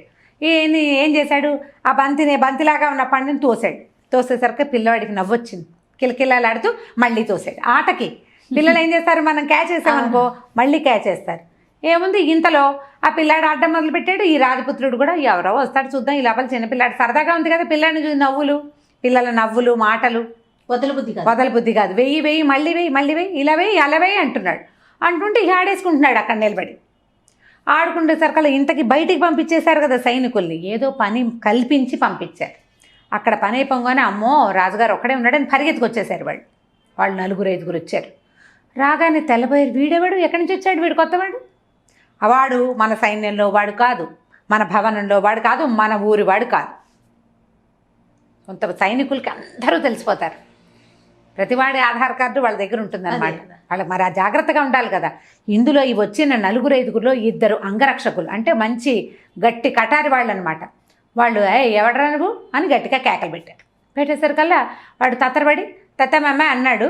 అనగానే వీళ్ళకి డౌట్ వచ్చేసింది, పిల్లాడితో ఆడుతున్నాడు అంటే ఏదో చేయబోతున్నాడని మీదబడి కొట్టబోయారు. వాడు కొంచెం గట్టివాడే, వాడేం తక్కువవాడు కాదు. వాడు యథాశక్తి 2 కొట్టి మొత్తానికి వీళ్ళకి దొరకకుండా పారిపోయాడు. సరే ఈ రాజుగారి తమ్ముడికి తెలిసింది, పిల్లాడిని ఏమీ చేయలేకపోయాము, ఏం చేయాలి, ఇక చేసేదేం లేదు. సరే రెండోసారి ఏం చేశాడు, కొద్ది రోజులు గడిచినాయి. జనాలు దీన్ని మర్చిపోయేలాగంటే ఎవరో ముక్కు మొహం తెలియని వాడు రాజుగారి గదిలోకి వచ్చి నిలబడ్డాడు అన్న వాక్యాలు జనం మర్చిపోయేదాకా ఆగాడు. 1 నెల 20 రోజులు పట్టిన తర్వాత ఏం చేశాడంటే కొంతమంది దొంగల గుంపుతోటి మాట్లాడాడు. ఈ పిల్లాన్ని ప్రతి శనివారము వీళ్ళ కులదేవత దేవాలయానికి తీసుకెళ్తారు. అది ఎక్కడుంది, ఈ రాజమందిరానికి బాగా ఒక 10-15 కిలోమీటర్ల దూరంలో ఉన్న అడవిలో ఉంటుంది. కానీ మంచి పకడ్బందీగా వెళ్తారు సైనికులు, పిల్లాన్ని ఎత్తుకునే దాదులు, అక్కడి నుంచి ఏమో సేవకులు అలవాటుగా ఉండేవాళ్ళు, వీళ్ళు వెళ్తారు. రథము గిధము అన్నీ బ్రహ్మాండంగా ఉంటుంది, పట్టాటోపంగా తీసుకెళ్తారు. పిల్లాడు చంటి పిల్లాడైనా రాజు కదా, ఆయన సెక్యూరిటీ ఆయనకు ఉంటుంది. సరే ఒక దొంగల గుంపుని అరేంజ్ చేశారు. ఏమిటంటే మధ్య చూడండి, పిల్లాడు దొరికితే పట్టు చంపేయండి అని చెప్పి. సరే ఆ దొంగలు వీళ్ళ మీద పడ్డారు, పొరపాటున పిల్లాడి కత్తి తగిలింది లాంటిది చెప్పాలని ప్లాన్ చేసుకున్నాడు. ఇంతలో ఏమైంది, ఆ రాజ్యానికి చుట్టుపక్కల రాజ్యాల్లో కొద్దిగా దొంగతనాలు అవుతున్నాయి. ఒక దొంగల గుంపు ఈ దేవాలయం దగ్గర మాటేసింది. మొత్తం సైనికులు ఈ రథం అంతా దేవాలయానికి వెళ్ళిపోయింది. దేవాలయం నుంచి తిరిగి వచ్చేటప్పుడు మొట్టమొదటి దేవాలయం దగ్గర గుంపు ఒకటి బయట నుంచి వచ్చిన గుంపు ఉంది కదా, వాళ్ళు పట్టేశారు దొంగల్ని. వాళ్ళు పట్టేశారు ఈ సైనికుల్ని. పట్టేసి రథానికి ఉన్నవి బోల్డని ఏంటంటే రథాలకి బంగారు చక్రాలు అవన్నీ ఉంటాయి. తర్వాత గుర్రాల మీద బంగారపు జీన్లు మొత్తం ఓడబెరుక్కున్నారు.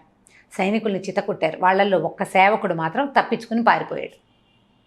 పిల్లాడిని ఎత్తుకోవటానికి కూడా వాడు పుట్టినప్పటి నుంచి ఉన్నవాళ్ళు మగవాళ్లే ఉన్నారు, ఆడవాళ్ళు లేరు. ఈ గుంపులో ఆడవాళ్ళు లేరు. కొంతమందిని దొంగలు చంపేశారు. ఒకే ఒక్కడు పారిపోయాడు. అందరూ పోయాక చూస్తే ఈ రథంలో ఉన్న సామాన్లన్నీ పీక్కుని పిల్లాడు ఒంటి మీద సరుకులు కూడా ఒలుచుకున్నాక చంటిబిడ్డ వీడేం చేస్తాడు, 2-2.5 ఏళ్ల పిల్లాడు, ఇప్పుడే కాస్త మాటలు వచ్చినాయి, అన్నయ్య తమ్ముడు అంటున్నాడు. వాడిని ఏం చేశారు, ఆ అన్ని ఓడబీకేసిన రథం మీద కూర్చోబెట్టి దొంగలు కాస్తే వెళ్ళిపోయారు. ఈ పారిపోయిన సైనికుడు ఉన్నాడు కదా, వాడు 1 గంట 2 గంటలు వెయిట్ చేసి అక్కడక్కడ దూరంగా తచ్చట్లాడి ఈ దొంగలు అవతలకి వెళ్ళిపోగానే పరిగెత్తుకొచ్చాడు. వచ్చి పిల్లాడిని ఎత్తుకున్నాడు. ఎత్తుకుని ఏమనుకున్నాడంటే ఇలా వెళ్తే ఎవరైనా పట్టుకుంటారని వాడు ఏం చేశాడు, మొత్తం బట్టలన్నీ చింపుకుని బట్టలంతా మసి చేసేసుకుని పిల్లాడి బట్టలు కూడా మసి చేసేసి మురికిగా చేసేసి పిల్లవాడిని వాడిని ఒక చిన్న బట్టల మూట దీని పక్కన ఇట్లా చంకకేసుకుని తీసుకుపోయాడు. ఏ దొంగల ముఠానైతే రాజుగారి తమ్ముడు ఏర్పరిచాడో వాళ్ళ ముందు నుంచి నడుచుకుంటూ వాడు వెళ్ళిపోయాడు. వీళ్ళేమన్నా ఎవరో ముష్టివాడు బట్టల మూట పట్టుకెళ్తున్నాడు అనుకున్నారు. రథం రాలేదు, రథము రాదు, సైనికులు రారు, పిల్లాడు లేడు. వీళ్ళు చూసి చీకటి పడ్డాక పోయి రాజుగారి తమ్ముడికి చెప్పారు. ఆ పాటికే సైనికుడు ఈ పిల్లాడిని ఎత్తుకుని ఉన్నాడు కదా సేవకుడు, వాడు కాస్త అంతఃపురానికి చేరిపోయాడు. అక్కడేదో దొంగల ముఠా మీద పడింది, ఎట్లాగో భగవంతుని దయ వల్ల పిల్లవాడు బతికాడు అని చెప్పారు. మళ్ళీ పిల్లాడికి స్నానం చేయించేశారు. యథావిధిగా రాచోచితమైన అలంకారాలు చేయించారు, కూర్చోబెట్టారు. మీరు కాంతపడి ఏమిటి 2 సార్లు చేసినా వీడు అవ్వట్లేదే, 2 సార్లు అయినా అవటల్లా. సరే 3వసారి ఏం చేశాడు, పిల్లాడికి పాలల్లో విషం పెడదాం అనుకున్నారు. ఇక బయట ప్రయత్నాలు కుదరటల్లా అని ఒక వంటవాడిని మేనేజ్ చేశారు. మేనేజ్ చేసి వాడికి పిల్లాడి పాలలో కలపడానికి రంగు మారకుండా ఉండే రకపు విషాన్ని సంపాదించి ఇచ్చారు. అయితే ఏంటంటే ఈ పిల్లవాడు తాగే పదార్థాలన్నీ కూడా గాజు పాత్రల్లో పోయించేవాళ్ళు. చంటి పిల్లాడు వాడి ఆహారం వీళ్ళు రుచి చూసేవాళ్ళు కాదు. మామూలుగా రాజుగారి ఆహారం మొదట చూడాలి. ఇప్పుడు పాలు కూడా ఏం తాగుతాం, పిల్లాడు తాగే పాలు. అందుకని అది తాగేది పాలో కాదో రంగు మార్పిడి లేకుండా లోహ పాత్రలో కనపడదు కదా, గాజు పాత్రల్లో పోయించేవాళ్ళు అన్ని పదార్థాలు. దాని రంగును బట్టి దాని చూసుకునేవాళ్ళు అనమాట. వైద్యుడు కూడా నుంచుంటాడు ఎదురుకుండా. అయితే ఒక గాజు పాత్రలో అంత దాంట్లో పోసిస్తే ఈ పిల్లాడు పాల గ్లాస్ ఆ గ్లాస్ పుచ్చుకున్నట్టు తీసుకెళ్లేసరికల్లా అవతల ఉన్న సైనికుడు హాచని పెద్దగా తుమ్మాడు. తుమ్మేసరికి పిల్లాడు ఇట్లా ఉలిక్కిపడ్డాడు. సాధారణంగా మనం కూడా ఉలిక్కిపడతాం, సడన్గా తుమ్ము శబ్దం వచ్చేసరికి ఈ కలుకపనిపోయి కదిలిపోయిన పిల్లాడి చేతుల నుంచి గాజు పాత్ర కాస్త పడిపోయింది. వాళ్ళకి ఎంత జాగ్రత్తగా ఇచ్చారంటే ఒక్క సూది మొనంత మాత్రం పంపారు. ఎక్కువ గనక పంపిస్తే దొరికిపోతామని. తెచ్చిన విషయం వేస్ట్ అయిపోయింది, ఏం చేయలేకపోయాడు. తర్వాత ఏమైంది, కొద్ది రోజులకి ఈ రాచరికంలో ఈయనకి రాజపుత్రులు చాలామంది ఉన్నారు. సైన్యాధికారి, తర్వాత కోశాధికారి, వీళ్ళ దగ్గర ఏదో తగాదా పడ్డాడు ఈ రాజుగారి తమ్ముడు. దాంతో సైన్యాధిపతి తిరగబడి చిత్రవధ చేశాడు రాజుగారి తమ్ముడిని. రాజుగారి తమ్ముడు చచ్చిపోయాడు. తమ్ముడు లేడు, ఈ బాల రాజే ఉన్నాడు. పెద్దయ్యాక వాడు రాజు అయిపోయాడు. ఇది కథ. ఇప్పుడు మన ధీనిధి ఈ కథ అంతా చెప్పాడు. ఎవరికి? చంద్రకళకి. చంద్రకళే కదా ఆవిడ పేరు. అప్పుడు రాకుమారి ఈ కథలో ఈ బాలుణ్ణి రక్షించింది ఏమిటి? 3 సార్లు ఎంత ప్రచండమైన ప్రయత్నాలు చేశాడు. పెద్దవాడు తండ్రి వయసు వాడు చేసిన ప్రయత్నాల నుంచి 2.5 ఏళ్ల పిల్లవాడి శక్తి ఏమిటి? వాడు ఎట్లా తప్పించుకున్నాడో చెప్పు. ఎట్లా తప్పించుకున్నాడు? విధి. దానికి ఆవిడ చెప్పిన సమాధానం. ఆవిడ ఏం చెప్పిందంటే, బాలుడి యొక్క అమాయకత్వమే వాడి రక్షణ. తనని చంపడానికి వచ్చిన వాడిని చూసి బంతాడేశాడు పిల్లాడు. అంతే. దొంగలు ఉన్న వాళ్ళందరినీ కొట్టేస్తుంటే వాడు స్థిమితంగా కూర్చొని చూస్తున్నాడు, అరిచి కేకలు పెట్టలేదు. ఏదో యుద్ధంతో ఆట జరుగుతోంది అనుకున్నాడు.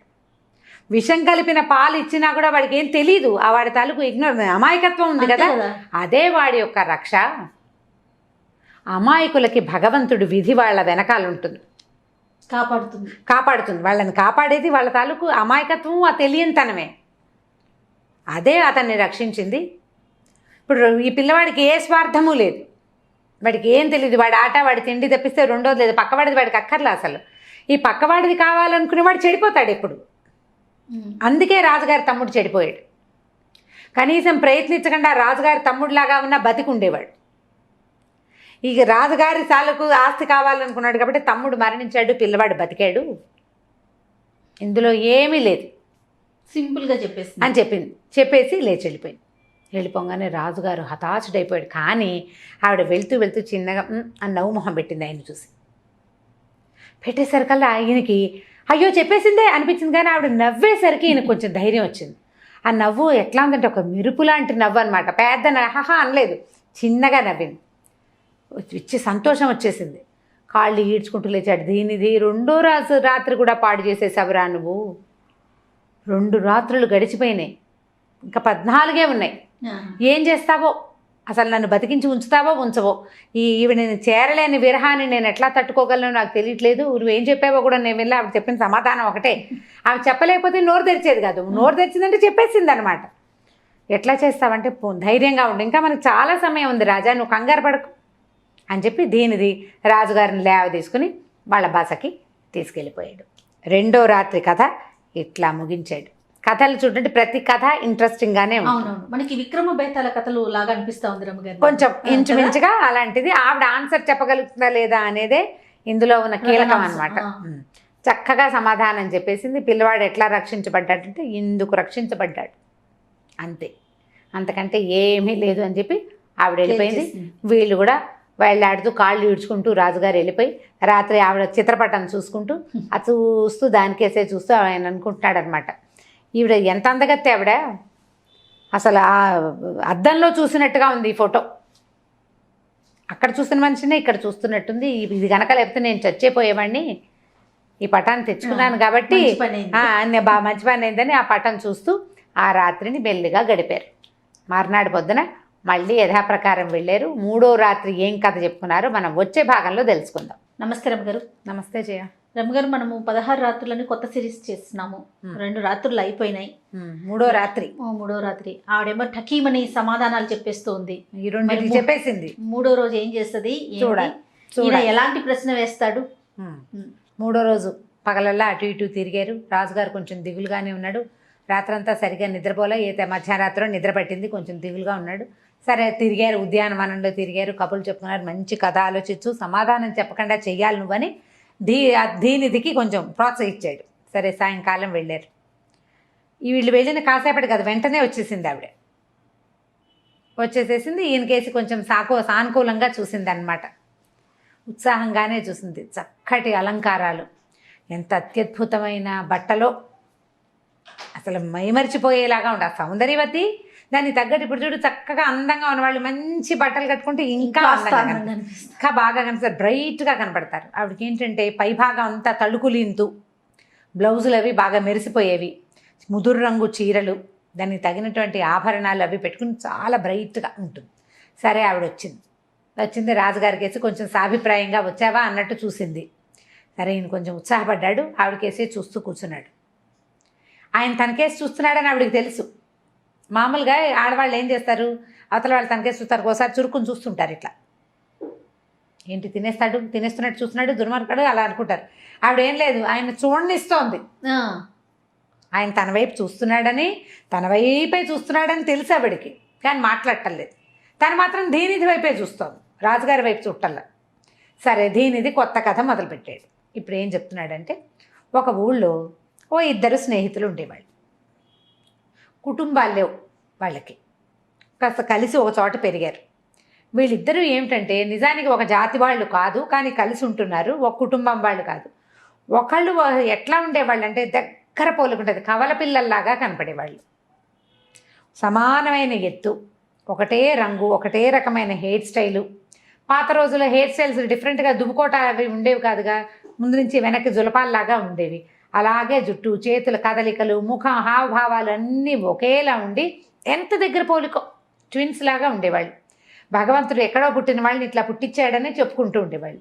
అయితే వీళ్ళని ఏమనేవాళ్ళు, ప్రత్యేకంగా వాళ్ళకి పేర్లు పెట్టిన వాళ్ళు ఎవరూ లేరు పాపం, పేర్లు ఎవరు పెట్ల.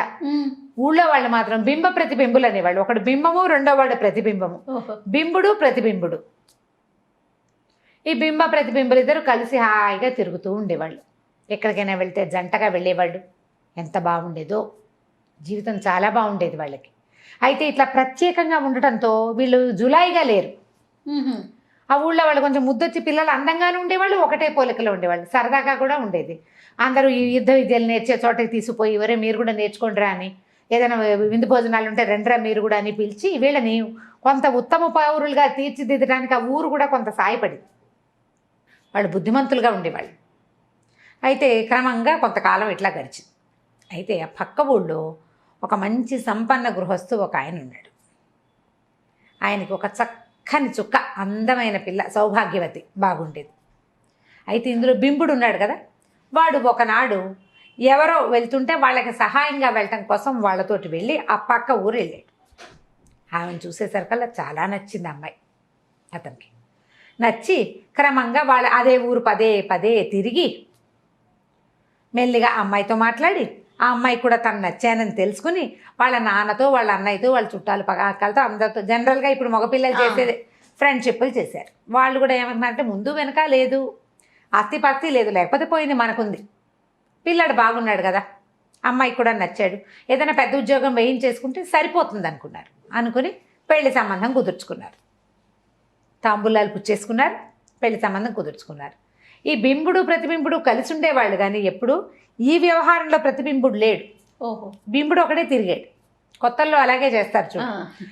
ఎప్పుడైతే పెళ్లి సంబంధం కుదిరిపోయిందో అప్పుడు ప్రతిబింబుడికి చెప్పాడు, పక్క ఊళ్ళో ఉన్నటువంటి వ్యాపారస్తుడి కుమార్తె సౌభాగ్యవతితో నా వివాహం కుదిరింది అని చెప్పి ఆ అమ్మాయిని చూపించేసరికి వాళ్ళ ప్రతిబింబుడికి కష్టం వేసేసింది. అవురవురా, వీడు నేను ఒకేలా ఉంటాం కదా, వీడికెందుకు ఇలా అదృష్టం పట్టాలి? పిల్ల అందగత్తే కాదు, నాన్నకి డబ్బులున్నాయి, ఒకతే పిల్ల, ఎంత కాదన్నా అల్లుడికి అరణంగా బోళ్ళు ఇస్తారా? వీడి దశెత్తుకుంది వాడికి. నేనేమిటి ఇలాగే ఉన్నాను? కుళ్ళు వచ్చేసింది, చాలా కుళ్ళు వచ్చేసింది. ఎలాగైనా ఆ అమ్మాయిని అవైల్ చేసేయాలి. వీడికి ఏముంది అవకాశం? తమిద్దరూ ఒకేలా ఉండడం, రూపురేఖలు ఒకేలా ఉంటాయి కదా. సరే, ఏం చేశాడు? బాగానే ఉందనుకుని బాగా మంచి గట్టిగా ఆలోచించుకున్నాడు. మర్నాడు ఎప్పుడైతే ఈ వివాహం వీళ్ళకి పెళ్లి సంబంధం వచ్చిందో, ఏ రోజైతే పెళ్ళి అని పెట్టుకున్నారో, అప్పట్లో పెళ్ళిళ్ళు మనకు మళ్ళీ ఫోటోషూట్లు పాడు ఏముండేవి, ముహూర్తం వేళకి తరలేయటమే, అంతకంటే ఏమీ లేదు. ఈ ఊళ్ళో ఈ అబ్బాయికి సంబంధించిన జనాలు ఎవరు లేరు కదా. పెళ్లి వాళ్ళు ఏం చెప్పారు, మీకు సొంత చుట్టాలు లేరు కదా, మేమే మిమ్మల్ని పెళ్లి కొడుకుని చేస్తాము, మీరు వద్దురుగాని అన్నారు. వీడేం చేశాడు ప్రతిబింబుడు, వేరే ఒక ఊళ్ళో అక్కడేదో బోళ్ళు వ్యవహారం ఉందని ఒకటి వ్యవహారాన్ని ఏర్పరిచి ఈ బింబుడు తను ఇద్దరూ అక్కడికి వెళ్ళారు. వెళ్ళాక వాడిని అక్కడే ఉండాల్సిన పరిస్థితి కల్పించి తను తప్పించుకున్నాడు. వాడు అక్కడ ఇరుక్కుపోయాడు. ఓహో, వీడు వెళ్ళిపోయాడు అనుకోవాలా, బింబుడు ప్రతిబింబుడు వెళ్ళిపోయాడు అనుకోవట్లా, ఉన్నాడనే భావిస్తున్నాడు. ఉన్నాడనే భావించాడు చూశాడు, వీడు రాలే. వీడేం చేశాడు, ఆగ మేఘాల మీద అంచెగుర్రాల మీద పెళ్లివారింటికి తరలొచ్చేశాడు. వాడే పెళ్లి కొడుకు అనుకున్నారు వాళ్ళు. చక్కగా తలంటో ఇచ్చేశారు, పొద్దున్నే మంగళ స్నానాలు చేయించేశారు, తర్వాత కాశీయాత్ర గిట్ర బోల్డ్ వ్యవహారాలు ఉంటాయి, బోల్డ్ అన్ని రిచువల్స్ ఉండవు పెళ్లిలో. ఎన్ని ఉంటాయి వేడుకలన్నీ జరిగిపోయినాయి. ఈ పెళ్లి కూతురికి సరిగ్గా పాణిగ్రహణం సమయానికి రొప్పుతూ రోజు పరిగెత్తుకొచ్చాడు బింబుడు. వచ్చేసేసరికి అలా అందరూ నిర్ఘాంతపోయారు. పెళ్లి కూతురు తెల్లపోయింది. అక్కడి నుంచి వాళ్ళిద్దరు నేనే పెళ్లి కొడుకుని నాతోటే సంబంధం కుదుర్చుకున్నారని ఇద్దరు చాడామాడా పొట్లాడుకున్నారు. అన్నదమ్ములు ఇద్దరు ఫ్రెండ్స్, అన్నదమ్ములు అంటానికి వీలుగా ఫ్రెండ్స్. అక్కడి నుంచి పెళ్లి కూతురుని అడిగితే ఇద్దరిని ఇట్లా చూస్తుంది అమ్మాయి, టెన్నిస్ బ్యాచ్ చూసినట్టు. ఏమీ చెప్పలేకపోయింది. మామూలుగా అమ్మాయికి తెలుసు, ఒకడు తెల్లగా పొడుగ్గా స్పొరద్రూపి, కాస్త ఒత్తుగా జుట్టు, వాడి కాస్త యుద్ధ విద్యలు వచ్చు, నవ్వు మాట మేసం అన్నీ కనపడుతున్నాయి. అవే రెండో పక్కన కూడా ఉన్నాయి. వీడు కాదు వీడు అని చెప్పడానికి ఏముంది? ప్రజలంతా నిర్ఘాంతపోయారు. ఏం చెయ్యాలో పెళ్ళి ఆగిపోయింది. ఇప్పుడు మొత్తానికి ఆగిపోతే కన్యాదాతకి పరువు నష్టం, పిల్లకి మళ్ళీ పెళ్లి కాదు. మాకొద్దని పంపేయడానికి వీల్లేదు. ఆ రోజులు అవి కాదు. వీళ్ళలో అసలు పెళ్లి కొడుకు ఎవరో తేలాలి. ఎవడు మొట్టమొదటి అంటే ఇప్పుడు అమ్మాయి మనసు ఇచ్చింది అంటే అమ్మాయి కన్యావరైతే రూపం, అమ్మాయి మనసు ఇచ్చింది ఎవరికి? వాడి రూపానికి. వాడి వ్యక్తిగతమైన వ్యవహారాల పిల్లకి ఏం తెలీదు, వాడు అందంగా ఉన్నాడు అంతే. రూపం ఇద్దరిలోనూ సేమే ఉంది. కానీ ఒకడు బుద్ధిమంతుడు, వాడు వచ్చి పెద్దవాళ్ళని అడిగి మర్యాదగా తాంబూలాలు పుచ్చుకున్నాడు. వాడు సరైన వాడు. రెండో వాడు దొంగ, తనతో పాటు ఉన్న వాడిని మోసం చేసి ఎక్కాడు. ఇప్పుడు కనుక వీడికి ఇచ్చి చేస్తే వీడు మోసగాడు అవుతాడో పెద్ద మనిషి అవుతాడో మనకు తెలియదు. అదే కదా మరి. సరే అక్కడి నుంచి ఏం చేశారు, రాజుగారి దగ్గరికి పంపిద్దాం అనుకున్నారు. ఈ అమ్మాయిని పెళ్లి కొడుకులు ఇద్దరిని రాజుగారి దగ్గరికి పంపించారు. సరే ఒక 2 రోజుల తర్వాత అమ్మాయికి సౌభాగ్యవతికి బింబుడికి వివాహం జరిగిపోయింది. తర్వాత కథ సుఖాంతమైంది. ప్రతిబింబుడిని జైల్లో పెట్టారు. ఓహో. ఇప్పుడు మన దీనిది అడిగాడు, వీళ్ళలో బింబ ప్రతిబింబుల్లో ఇద్దరిలో అసలు పెళ్లి కొడుకు ఎవరు అనేది ఎట్లా నిర్ధారించుకున్నారు పెద్దవాళ్ళు? ఏం అడిగాడు రాజుగారు, ఎట్లా ఏం అడిగాడు? అడిగేసరికి అప్పుడు ఆవిడేం చెప్పింది, అందులో ఏముంది పెద్ద విశేషం, పెద్ద విషయం ఏం లేదు. ముందు అమ్మాయిని దూరంగా తీసుకెళ్ళి ఉంటారు. తీసుకెళ్ళి అమ్మాయి, నువ్వు బింబుడిని కలిసినప్పుడు అతను ఏం బట్టలు వేసుకున్నాడు, నీతోటి ఏం మాట్లాడాడు, నువ్వు ఎక్కడెక్కడ బింబుడిని చూసావు, ఎక్కడ బింబుడితోటి కలుసుకున్నావు, ఇవెవరికి తెలుస్తాయి? ఈమె ఎప్పుడై ఎవరితోటి కలిసిందో, ఎవరితో తిరిగిందో, ఎవరితో మాట్లాడిందో, ఎవరిని చూసి మనసు పారేసుకుందో వాడికే తెలుస్తాయి. అంతే. ఆ అమ్మాయి చెప్పింది ఒక లిస్ట్ రాశారు. ఈ 2 కుర్రాళ్ళని పిలుచుకొచ్చారు. చెరుకో పక్కన వాడినో ప్రశ్నలు వేశారు, వీడినో ప్రశ్నలు వేశారు. ఆ అమ్మాయి చెప్పిన సమాధానాలు వీళ్ళు చెప్పింది సమాధానాలు మ్యాచ్ అయితే, ఎవరితో మ్యాచింగ్ అయితే వాడే పెళ్లి కొడుకు. ఎందుకంటే వాడే మొట్టమొదటి ఈ అమ్మాయి తాలూకు మానస చోరుడు వాడే పద్ధతిగా పెద్దవాళ్ళ దగ్గరికి వెళ్ళి తాంబూలాలు పుచ్చుకున్నాడు. రెండో వాడు ఏం చేశాడు, తన తోటి వాడికి వచ్చినటువంటి అదృష్టాన్ని ఎలాగైనా కాజేయాలని దొంగతనంగా వచ్చినవాడు. దొంగకి ఏమి చేయాలి, దొంగకి శిక్ష చేయాలి. పెద్ద మనిషి తరహాగా పెళ్లి సంబంధాన్ని చేర్చుకున్న వాడికి పెళ్ళే చేయాలి. కాబట్టి బింబుణ్ణి మొదటి గంటలోనే తెలుసుకున్నారు వాళ్ళు. ఇతరత్రా మిగిలిన అన్ని వివరాలు రాబట్టి పెద్దవాళ్ళతో మాట్లాడినప్పుడు పెద్దవాళ్ళని కూడా పిలిచి, మీతో అతను ఏం మాట్లాడాడు, పోనీ ఒకవేళ బింబుడు ప్రతిబింబుడికి వివరాలన్నీ చెప్పేశాడు అనుకుందాం, నేను అక్కడ కలిశాను, ఇక్కడ చూశాను, నేను మాట్లాడాను అని. కానీ మన ప్రత్యేకమైన మేనరిజమ్స్ అవి ఉంటాయి కదా, వాటన్నిటిని మ్యాచ్ చేసి అందుకని 2 రోజుల సమయం తీసుకుని బింబుడిని కనిపెట్టారు. వాడి చేతికి ఒక ఎర్రతాడు కట్టి వాడిని సిద్ధంగా పెట్టుకున్నారు. రాచముద్ర వేసిన తాడు కట్టి పెట్టారు, గొడవ లేకుండా. తర్వాత బింబుడితోటి పెళ్లి చేసి ఉంటారు. రాజులు సాధారణంగా ఇలా చేస్తారు, చెప్పేసి ఇట్లా జరిగి ఉంటుంది. అందుకని బింబుడితో పెళ్ళయింది ఆ పిల్లకి. అమ్మాయి సంతోషించింది, బింబుడు సంతోషించాడు. రెండో వాడు ఏడుస్తూ ఉండిపోయాడు. ఒకవేళ వీడు అరెస్ట్ అయిన వాడే బింబుడు అనుకో, ఒకవేళ వాడు అయ్యో నేను అన్యాయం అయిపోయింది ఏడ్చి గోల పెట్టాలి, వాడు గోల పెట్టాలి, తలకాయ ఉంచుకుని ఉన్నాడు సిగ్గుతో. తప్పు చేసిన వాడే కాబట్టి వాడు నోరు మూసుకుని ఉండుంటాడు. అందుకని వాడిని జైల్లో పెట్టగలిగారు, వీడికి ఇచ్చి పెళ్లి చేయగలిగారు. అయితే వాడు అరిచి గోల చేయొద్దు, గోల చేయలేదు అంటే ఇదే జరిగి ఉంటుంది అనగానే రాజుకి హతాశుడైపోయాడు. ఇదేమిటి ఇంత సింపుల్గా చెప్పేసింది సమాధానం. కాకపోతే ఆవిడ లేచి వెళ్తూ రాజుగారిని చూసి ఒక నవ్వు నవ్వి చెయ్యూపింది. ఓహో, వెళ్ళొస్తానంది. అనలా లాగా చెయ్యూపింది, బాయ్ అందనమాట. ఈయనకి ఉత్సాహం వచ్చింది. దేనిది అన్నాడు, ఏంట్రా నాయన 3వ రోజు కూడా పోయింది, ఎంత కథ చెప్పినా ఈ అమ్మాయి సమాధానం చెప్పేసేస్తుంది, నువ్వు నన్ను బతికుంచుతావో లేదో, చివరికి నా శవాన్ని మోసుకెళ్తావేమో, లేకపోతే నన్ను ఇక్కడ సేవకుడుగా వదిలిపెడతావో, ఈ లోపలే ఈవిడ విరహంతో నేను చచ్చిపోతాను, ఏదో ఒకటి సరిగ్గా ఆలోచించు, దీనిది అని పేరు పెట్టుకున్నందుకు తగినట్టుగా ఆలోచించరా నాయన అంటే, సరే దీనిది అన్నాడు. చాలా సమయం ఉంది మిత్రమా, చూద్దాం. కానీ నువ్వు ఒకటి గమనించావా, ఆవిడ నా కథ వింటోంది కానీ ఆవిడ క్రీగంటి చూపు నీ మీద ఉంటే, క్రీగంటి చూపు నేను చూడలేదు అన్నాడు రాజు. నువ్వు ఎందుకు చూస్తావు, నువ్వు ఆవిడని చూస్తున్నావు, మైమర్చిపోయావు, ఆవిడ మాత్రం మధ్యలో నువ్వేం దాన్ని చూస్తున్నావా లేదా అని పరిశీలించుకుంటోంది. ఇది ఇంకొక రకంగా పరిణమించే అవకాశం కూడా ఉంది, సమయం తీసుకుందావు, నువ్వు కంగారు పడకు అంటే, రాజుగారు ఏం చేయను, ఈ విరహాన్ని ఎట్లా తట్టుకుంటాను అని మెల్లిగా కాళ్ళు ఏడ్చుకుంటూ పోయి ఆవిడ చిత్తరువుని చూస్తూ ఏదో భోజనం చేసి ఆ ఫోటో చూస్తూ పట్టుకుని ఉన్నాడు. 3వ రాత్రి కథ కూడా అయిపోయింది, సమాధానం చెప్పేసింది అమ్మడు. ఇప్పుడు 4వ రాత్రి ఎలాంటి బాక్స్ టఫ్ కావాలి కథలు. ఒక్కొక్క కథ తేలిగ్గా ఉన్నట్టు ఉంటుంది, ఒక్కొక్క కథ టఫ్ అవుతుంది. ఇవన్నీ కూడా ఆవిడ తాలూకు తెలివితేటల మీద ఆవిడ వెంటనే షార్ప్ ఇట్లా చెప్పేస్తుంది ఆన్సర్, టైం తీసుకోవటంలా. కథ చెప్పినంత సమయం ఆవిడ సమాధానం చెప్పడానికి తీసుకోవట్లా. అయితే మనం ఈ మాట చెప్దాం అనుకున్నాను జయ, ఈ కథ రాసిన వారు బులుసు వెంకటరమణయ్య గారు. 1953లో ప్రింట్ అయింది ఇది.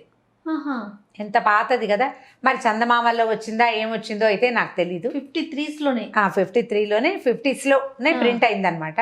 ఇది కొన్ని పుస్తకాల యాప్స్ కొన్ని కనపడుతున్నాయి కదా, దాంట్లో చదివాను నేను. కథ ఇంట్రెస్టింగ్గా ఉంది కదా. ఈ 16 రాత్రులు అని ఉండటం వల్ల కొంచెం మెడిటేట్ చేశాను చెప్దామా వద్దా అని.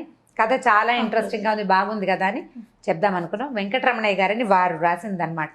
ఓ మరి ఇటీవల కాలంలో వారు ఎక్కడ ఉన్నారు, ఎలా ఉన్నారు ఆ వివరాలు ఏం తెలియవు. ఆ యాప్లో అవి ఏం దొరకవు, కథలు మాత్రం కనపడుతూ ఉంటాయి. సరే, వారి పేరుతో పేరు కూడా ఒకసారి చెప్తే బాగుంటుంది కదా. తప్పకుండా. నమస్తే రమ్మగారు. నమస్తే జయ. రమ్మగారు, మనం 16 రాత్రులు ఈ కథలు చెప్పుకుంటున్నాము. 3 రోజులు అయిపోయినాయి. దీనిది అడిగే ప్రతి ప్రశ్నకి ఆవిడ ఠకీమని సమాధానం చెప్పేస్తోంది. మరి 4వ రోజు ఏం జరిగింది? 4వ రోజు పొద్దున అటు ఇటు తిరిగారు. సాయంకాలం అయ్యేసరికి రాజుగారి గుండెల్లో రాయబడుతోంది. ఓ పక్కన ఆవిడ చూసేద్దామని ఉంది, ఆవిడ ఏం చెప్పేస్తుందో అని ఉంది. భయంగానే మొత్తానికి వెళ్ళారు. వెళ్ళేసరికల్లా ఆవిడ చక్కగా అలంకారం చేసుకుని బయటకు వచ్చి రాజుగారి మీద వైపుకి ఎట్లా చూసింది, తలుక్కుమన్నట్టు చూసిందనమాట. అసలు అంటే కళ్ళు మెరిపించింది. ఆవిడ కళ్ళు మెరిసినాయి రాజును చూసేసరికి. ఈయన గొప్ప సంతోషం వచ్చేసింది, ఉత్సాహంగా ఉంది. కానీ లోపల ఒక చిన్న శంక, ఈవిడ చాలా తెలివిగలది, వీడు ఏం చెప్పినా ఈవిడ చెప్పేస్తుందేమో అన్న భయం ఉంది. అట్లా కూర్చుని ఉన్నాడు, చూస్తున్నాడు ఆవిడకేసి. సరే, దీనిది కొత్త కథ చెప్పడం మొదలుపెట్టాడు. పూర్వమట ఒక రాజ్యంలో ఒక యుద్ధం సంభవించింది. ఒక రాజపుత్ర వీరుడు ఒక ఆయన సైన్యాధిపతిగా ఉండేవాడు. ఆయన చాలా విపరీతంగా యుద్ధం చేశాడు. ఎంత ప్రచండమైన యుద్ధం జరిగిందో. అయితే రాజుగారికి, ఏ రాజు వైపున ఈ రాజపుత్రుడు మనం చెప్పుకుంటున్న ఆయన యుద్ధం చేశాడో, రాజు ఇంచుమించు గెలిచే పరిస్థితులు వచ్చినాయి. కాకపోతే ఈ రాజపుత్రుడు ఒక శత్రువు వెంబడబడి కొంచెం తరిమాడు. శత్రురాజుల తాలూకు సైన్యాధిపతి వెనకాల కొంత దూరం వెళ్ళాక సైన్యాధిపతిని అయితే చంపేశాడు. కానీ ఈయనకి విపరీతంగా దెబ్బలు తగిలినాయి. అయితే వాళ్ళకి గెలుపు వచ్చినా కూడా ఈ చచ్చిపోయిన సైన్యాధిపతి తాలూకు అంగరక్షకులు ఉన్నారు. వాళ్ళు ఏం చేశారు, ఈ రాజపుత్రుడు వెనకాల పడ్డారు. ఓడిపోయాం, వీడిని బతకనివ్వకూడదని. ఇక ఎట్లా పారిపోయి వచ్చాడు ఆయన. ఇక ఒక గుర్రానికి అడ్డం పడిపోయాడు. ఇట్లా స్వారీ లేదు, పక్కకు పడిపోయాడు. ఆ గుర్రం పిచ్చెక్కినట్టు ఎటు పడితే అటు తీసుకెళ్ళిపోయి వెళ్ళగా చివరికి ఒక పల్లెటూరులో జొరబడింది ఆ గుర్రం. కాసేపటికి ఏం చేశాడు, ఈయన మెల్లిగా గుర్రం మించి దిగేశాడు, గుర్రాన్ని తోలేశాడు. ఇంకా గుర్రపు డెక్కలు చప్పుడు వినపట్టాల, ఎవరు రావట్లే తన వెనకాల. తప్పించేసుకున్నారనమాట. తప్పించుకుంటే దగ్గరలో ఎక్కడా సైనిక స్కంధావారం ఉన్న ఆనవాళ్ళు లేవు. అడవి కాదు, ఏదో ఊరు. కొద్దిగా వంటల వాసనలు, ఊళ్ళల్లో అగ్నిహోత్రాలు అవి మండేటప్పుడు ఆజ్యం పోసిన వాసనలు డిఫరెంట్గా వస్తాయి. పల్లెటూరు వాతావరణం ప్రత్యేకంగా తెలిసిపోతుంది. అంటే పిడక పొగలు అవి ఎక్కడొస్తాయి, ఆ పిడకలు తయారు చేసేది ఊళ్ళల్లో. తెలిసింది అతనికి, ఏదో ఊళ్ళోకి వచ్చాము అని. అయితే ఏం చేశాడు, అట్ట మెల్లిగా తడుకుంటూ ఒక్కొక్క అడుగు వేస్తున్నాడు. అసలు అడుగు పట్టల్లా. చచ్చి చెడి ఒక అరగంట 30 గంటకి ఒక ఇంటి వాకిలి చేరాడు. వాకిలి చేరి ఆ తలుపుని కొట్టబోయాడు. తలుపు మీద పడిపోయాడు. ఆ ఇల్లు ఒక బ్రాహ్మణ అయింది. ఆయనకి మహాసౌందర్యవతి అయిన ఒక భార్య ఉంది, సువర్ణమాల ఆవిడ పేరు. ఆవిడ ఒక్కతే పని మనిషిని సాయంతో ఉంది. ఆయన ఎక్కడికో పొరుగురు వెళ్ళాడు. ఆయన లేడు. ఎవరో తలుపు కొట్టారు. రాత్రి బాగా చీకటి మాట, పైగా పాతకాలపు చీకటి. 6:30 అయ్యేసరికి అర్ధరాత్రి అయిపోయినట్టే. ఇది బాగా అర్ధరాత్రే, 12 గంటలో 1 గంట కూడా అయ్యింది. సరే, ఈవిడ ఏం చేసింది, తలుపు అలాగా తెరిచి చూస్తే ఎవరో చాప చుట్టగా పడిపోయి ఉన్నాడు వాకిట్లో. చూసింది, దీపం పట్టుకొచ్చింది, పని అమ్మాయిని కేకేసింది. ఇద్దరు కలిసి వచ్చి చూసేసరికల్లా ఒళ్ళంతా పూసిన కించుకా వృక్షం వల్లే ఉన్నాడు. ఒళ్ళంతా నెత్తుటి ముద్ద, ఎక్కడ పడితే అక్కడ అన్ని దెబ్బలు, గాయాలు, కత్తిపోట్లు. మనిషి చూస్తే పెద్ద సమున్నతాకారుడు, బలశాలిగా కనపడుతున్నాడు. కవచం కనిపిస్తుంది, కవచం కూడా పగిలిపోయింది. ఆయనకి నడుముకు ఒక పిడిబాకు, ఒక ఖడ్గము ఉన్నాయి. సరే, బాగా తిరిగేశారు మనిషిని. తిరిగేసి చూస్తే కనపడుతున్నాడు ఇంత మనిషి. అసలు అతన్ని వాళ్ళిద్దరూ పట్టుకు రాలేరు, అంత మనిషి ఆయన. సరే, ఏమనుకున్నారు, ఊపిరి ఆడుతోంది ఎక్కడో. పని మనిషి, అమ్మ మరి ఏం చేద్దామమ్మా అంటే, చచ్చిపోతాడేమో అని పాపం. ఎవరో మహావీరుడల్లే ఉన్నాడు.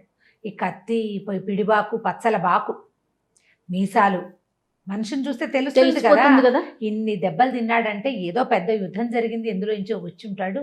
సరే, పట్టని ఏం చేశారు, ఎట్లా గొట్లా ఈడ్చుకెళ్ళి ఒక మంచం మీద వేశారు. ఆయన వేసి ఏం చేశారు, ఒక 2 దీపాలు, ఒక చిన్న దీపమే పెట్టుకుని ఉన్నారు. 2-3 దీపాలు వెలిగించి కాసిన వేడి నీళ్ళు పెట్టి మెల్లిగా ఆ ఒంటి మీద ఉన్న వస్త్రం ఒకటొకటి ఊడదీశారు. వాళ్ళ వల్ల ఎక్కడవుతాయి ఆ పనులన్నీ. కవచానికి వెనకాల ఉంటుంది క్లిప్పు, ముందు కవచం కనపడుతుంది. ఎట్లా గొట్లా అంత మనిషిని తిప్పి ఆ కవచం ఊడదీసి చూస్తే లోపల కూడా కత్తిపోట్లు ఉన్నాయి, ఛాతీ మీద, పొట్ట మీద కూడా. మెల్లిగా బాగు చేశారు. కాస్త కొబ్బరి నూనె, పసుపు వేసి తర్వాత ఏవో చిన్న చిన్న పల్లెటూరు వైద్యాలు ఉంటాయి కదా, 4 ఆకుపసర్లు ఏవో ఉన్నాయి, మునగాకు అవి ఇవి తీసి మొత్తానికి ఎట్లా కొట్లా కట్టుకట్టి కాసిన పాలు వేడి చేసి నోట్లో పోసారు. ముందు నీళ్ళు పోసారు, తర్వాత పాలు పోసారు. తెల్లవారేదాకా చూశారు, బాగానే బతికే ఉండేటట్టుగానే కనపడుతున్నాడు. ఇక అక్కడి నుంచి ఏం చేసింది ఈవిడ, ఒక తెలిసిన వైద్యుడిని ఎవరినో కేకేయించి పొద్దున్నే ఆయన వచ్చి చూసి, ఇది పెద్ద పెద్ద దెబ్బలేనమ్మా, ఈయన ఎవరో యుద్ధ వీరుడల్లే ఉన్నాడని ఆయన కూడా ఏవో కొన్ని పొట్లాలు అవి ఇవి ఇచ్చాడు, ఈ లేహ్యాలు. ఈవిడ ఒక 5-6 రోజుల పాటు ఆయన్ని బాగా పోషించింది. భర్త గారు ఊళ్ళో నుంచి ఆయన ఎక్కడికో వెళ్ళాడు, పొరుగురు సంపాదించుకోవడానికి వెళ్ళేవాళ్ళు బ్రాహ్మలు. ఓ 15-20 రోజులు ఎక్కడైనా యాజ్ఞికాలు చేసి డబ్బులు తెచ్చుకునేవాళ్ళు, లేదా 2 నెలలు కూడా వెళ్ళేవాడు. తోడుగా పని మనిషిని పెట్టాడు అందుకే ఆయన. ఈవిడ కూడా ఒక 20-25 ఏళ్ళది, 25 ఏళ్ళు ఉంటాయి ఆవిడ, పిల్లలు లేరు. సరే ఏమైంది, ఓ వారం అయ్యేసరికి ఈయన లేచి కూర్చోవటం మొదలుపెట్టాడు. లేచి కూర్చుంటున్నాడు.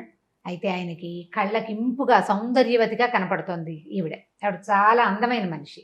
పైగా కొంచెం సాధారణంగా ఈ బ్రాహ్మణ ఇళ్లలో గబుక్కుని ఎదురు పడరు మగవాళ్ళకి.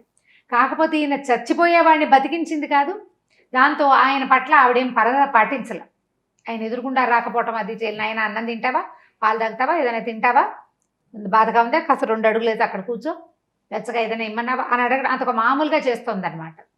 రోజులు గడిచే కొందుకి ఇది ఒక 10-15 రోజులు అయ్యేసరికి శుభ్రంగా కోలుకున్నాడు. కోలుకునేసరికి ఈయన బుద్ధి తిరగటం మొదలుపెట్టింది. సౌందర్యవతిని చూసేసరికి ఆటోమేటిక్గా మగ బుద్ధి వచ్చేసింది బయటికి. ఆమెని అడిగాడు, నాకు నీ పొందు కోరుతున్నాను నేను. ఆమె కేకలిస్తుంది, చచ్చిపోయేవాడిని బతికించాను, సొంత బిడ్డవు అనుకుని నువ్వు దేశానికి సేవ చేసేవాడివి, ఈ దేశాన్ని రక్షించగలిగే బ్రాహ్మడి భార్యని నేను, నువ్వు నాకు కొడుకుతో సమానం, నీ ప్రాణం నేను పోసింది, ఈ ఆలోచన మార్చుకో, ఇది మంచి ఆలోచన కాదు, ఎవరిని కోరాలి ఎవరిని కోరకూడదు అనేది ఒక ఇంగితం ఉండాలి మనుషులకి. నువ్వు ఇంగితం లేకపోయాకు నువ్వు బతికుండి ప్రయోజనం లేదు, ఏదైనా విషం పెట్టి చంపేయమంటే చంపేస్తా నేను ఆ రోజు నిన్ను వాకిట్లో వదిలేసినా నువ్వు చచ్చిపోయేవాడివి, ఓని ఇంత కష్టపడిన వాడు, ఇంత యుద్ధం చేసి వచ్చిన వాడిని బతికించాలని సాటి మనిషివని జాలిపడ్డందుకు నీకు ఇట్లాంటి ఆలోచన వచ్చింది. ఈ చెడు ఆలోచనలు మంచివి కాదు, ఇట్లాంటివి ఆలోచన, నువ్వు ఎంత గొప్పవాడివైనా, నీకు ఎంత డబ్బున్నా, నువ్వెంత సౌందర్యవంతుడివి, ఎంత బలశాలివైనా నీ మీద నాకు వ్యామోహం లేదు, నువ్వు చావబోతూ బతికిన వాడివి, మనిషివి, అది తప్ప రెండో భావం నీ పట్ల నాకు లేదు, ఇట్లా పిచ్చి వేషం వేయద్దని ఖచ్చితంగా చెప్పేసేసరికల్లా ఆయన సర్దుకున్నాడు. కాదని బలవంత పెట్టలే, కానీ అక్కడే ఉంటే మనసు ఎంతసేపు ఆవిడ మీదకి లాగుతోంది అతనికి. అందుకని ఏం చెప్పాడు, దండం పెట్టి, అమ్మ నేను వెళ్ళిపోతాను, ఇంకా కాలు కొంచెం కుంటుతున్నాడు, పర్వాలేదు ఇక్కడే ఉంటే నేను ఏ క్షణాల్లో నేను ఎట్లా ప్రవర్తిస్తానో, నేను మృగాన్ని అయిపోతానేమోనని నాకు భయంగా ఉంది, నేను వెళ్ళిపోతానన్నాడు. అనేసరికల్లా సరే ఏమంటే నీ ఇష్టం, వెళ్ళిపోయాడు. అతను వెళ్ళిపోయిన ఒక 10-15 రోజులకి బ్రాహ్మణ ఆయన వచ్చాడు. ఇప్పుడు ఈ ఇంట్లో ఏం జరిగింది అనేది రాజవైద్యుడికి తెలుసు, ఆ ఊరు వైద్యుడికి తెలుసు, పని మనిషికి తెలుసు, చుట్టుపక్కల వాళ్ళు కూడా తెలుసుకున్నారు. అక్కడేం పెద్ద విశేషం రహస్యం ఏం లేదు. కాకపోతే ఈయన వచ్చి పొద్దున్నే తను తెచ్చిన సామాన్లను ఇంట్లో పెట్టి సంధ్యావందనం చేసుకోవడానికి చెరువుకి వెళ్ళాడు. ఆ చెరువు దగ్గర ఒక మంగళవాళ్ళ కుటుంబం ఉంటుంది. ఆవిడకి ఏంటంటే ఈ సువర్ణమాల చక్కదనం పట్ల కుళ్ళిపోతాను, కొంతమందికి ఉంటుంది చూడు, ఒక అకారణమైన కుళ్ళు, వాళ్ళకి మనకి ఏ సాపత్యము ఉండదు. అయినా కూడా వాళ్ళకి పేరు వచ్చినా భరించలేరు, వాళ్ళు మంచి వాళ్ళన్నా భరించలేరు, వాళ్ళు అందంగా ఉన్నారన్నా తట్టుకోలేరు, ఏ కారణం ఇక్కడ అకారణమైన కుళ్ళిపోతనం ఉంటుంది. అక్కసు వెళ్ళబోసుకుంటూనే ఉంటారు. మంగళమ్మాయికి బ్రాహ్మణ గృహిణికి ఏం సాపత్యం? ఈవిడ మీద ఆ అమ్మాయికి అక్కసు ఉండాల్సిన అవసరం ఉందా? పల్లెటూళ్ళల్లో ఇలాంటివి నోటి వాదర, మన ఊళ్ళో కూడా ఉంటారు, అనుమానం ఏంది. ఊళ్ళో అవకాశం కుదిరింది. ఆ అమ్మాయి ఏమందంటే, ఏమండి అయ్యగారు ఎప్పుడు వచ్చారు, మొన్నటి దాకా మీ ఇంట్లో ఎవరో ఒక పెద్ద ఆయన ఉండేళ్ళాడుగా, అమ్మగారికి చాలా స్నేహితం కాబోలు అన్నది. అనేసరికి ఇంటికి ఒళ్ళు మండిపోయింది. గబగబా ఇంటికి వెళ్ళి పెళ్ళాన్ని నిలదీశాడు. ఆవిడేం చెప్పిందంటే, అవును ఒక రాజపుత్రుడు ఒక ఆయన దెబ్బలు తగిలి పడి ఉన్నాడు, ఆయనకి సేవ చేసాం, నేను సునంద పని మనిషి కూడా కట్లు కట్టించాం, గ్రామ వైద్యుని పిలిపించాం, ఆయన వైద్యం చేశాడు, దెబ్బలు తగ్గాక వెళ్ళాడు, ఆయన రాజుగారి దగ్గర సైన్యాధిపతి తాలూకు ఉప సైన్యాధిపతి అనేసరికల్లా ఆయన ఓర్చుకోలేకపోయాడు. పరపురుషుడితోటి నువ్వు గడిపావు, ఒక ఇంట్లో ఉన్నావు, నీతో పాటు నేను లేనప్పుడు ఒక పురుషుడు ఇంట్లో ఉన్నాడు, గ్రామం అంతా చెప్పుకుంటోంది. ఇక్కడ ఎవరు గ్రామం? ఒక మంగళ స్త్రీ, ఒక ఆవిడ ఈయనకి చెప్పింది కాబట్టి అక్కడి నుంచి ఈ భార్య ఎన్ని విధాలు నచ్చజెప్పినా ఆయన తన పెళ్ళాంతో ఒక మగవాడు తన ఇంట్లో ఉన్నాడన్న మాటని ఓర్చుకోలేకపోయాడు. భార్య ఎన్ని విధాలు చెప్పినా వినలా. అడవికి తీసుకెళ్ళి ఆమెకి కాలు చేతులు నరికి చంపేశాడు. ఊరి దుర్మార్గుడు. ఇదే శిక్ష, ఇదే శిక్ష. పరాయి పురుషుడితో గడిపిన ఆడదానికి ఇదే శిక్ష వెయ్యాలన్నాడు. చంపేశాడు. బ్రాహ్మడే నాకు స్త్రీ హత్యా పాతకం వచ్చినా సరే నీలాంటిది నా ఇంట్లో ఉండకూడదన్నాడు. ఉక్రోషం పట్టలేకపోయాడు అనమాట. అంతే. ఎప్పుడైతే ఇట్లా బ్రాహ్మడు ఈ సువర్ణమాలని సంహరించాడన్న మాట ప్రజల్లోకి వెళ్ళిందో ఆ రాజపుత్రుడికి తెలిసిపోయింది. ఇవి ఇలాంటి మాటలు దాగవు కదా, ఊళ్ళు బూళ్ళు ఊళ్ళు బూళ్ళు దాటిపోతాయి. ఆ రాజపుత్రుడు ఆగ మేఘాల మీద పరిగెత్తుకొచ్చాడు. వచ్చి తెగ తిట్టిపోశాడు బ్రాహ్మణ్ణి. మహాతల్లి, ఎంత నేను ఆశ చూపించినా ఆమె లొంగలేదురా నాయన, అట్లాంటి దాన్ని చంపేస్తావా నువ్వు? ఇంత పని చేస్తావా? ఒక్క మాట అడగవు? చుట్టుపక్కల విచారించవా?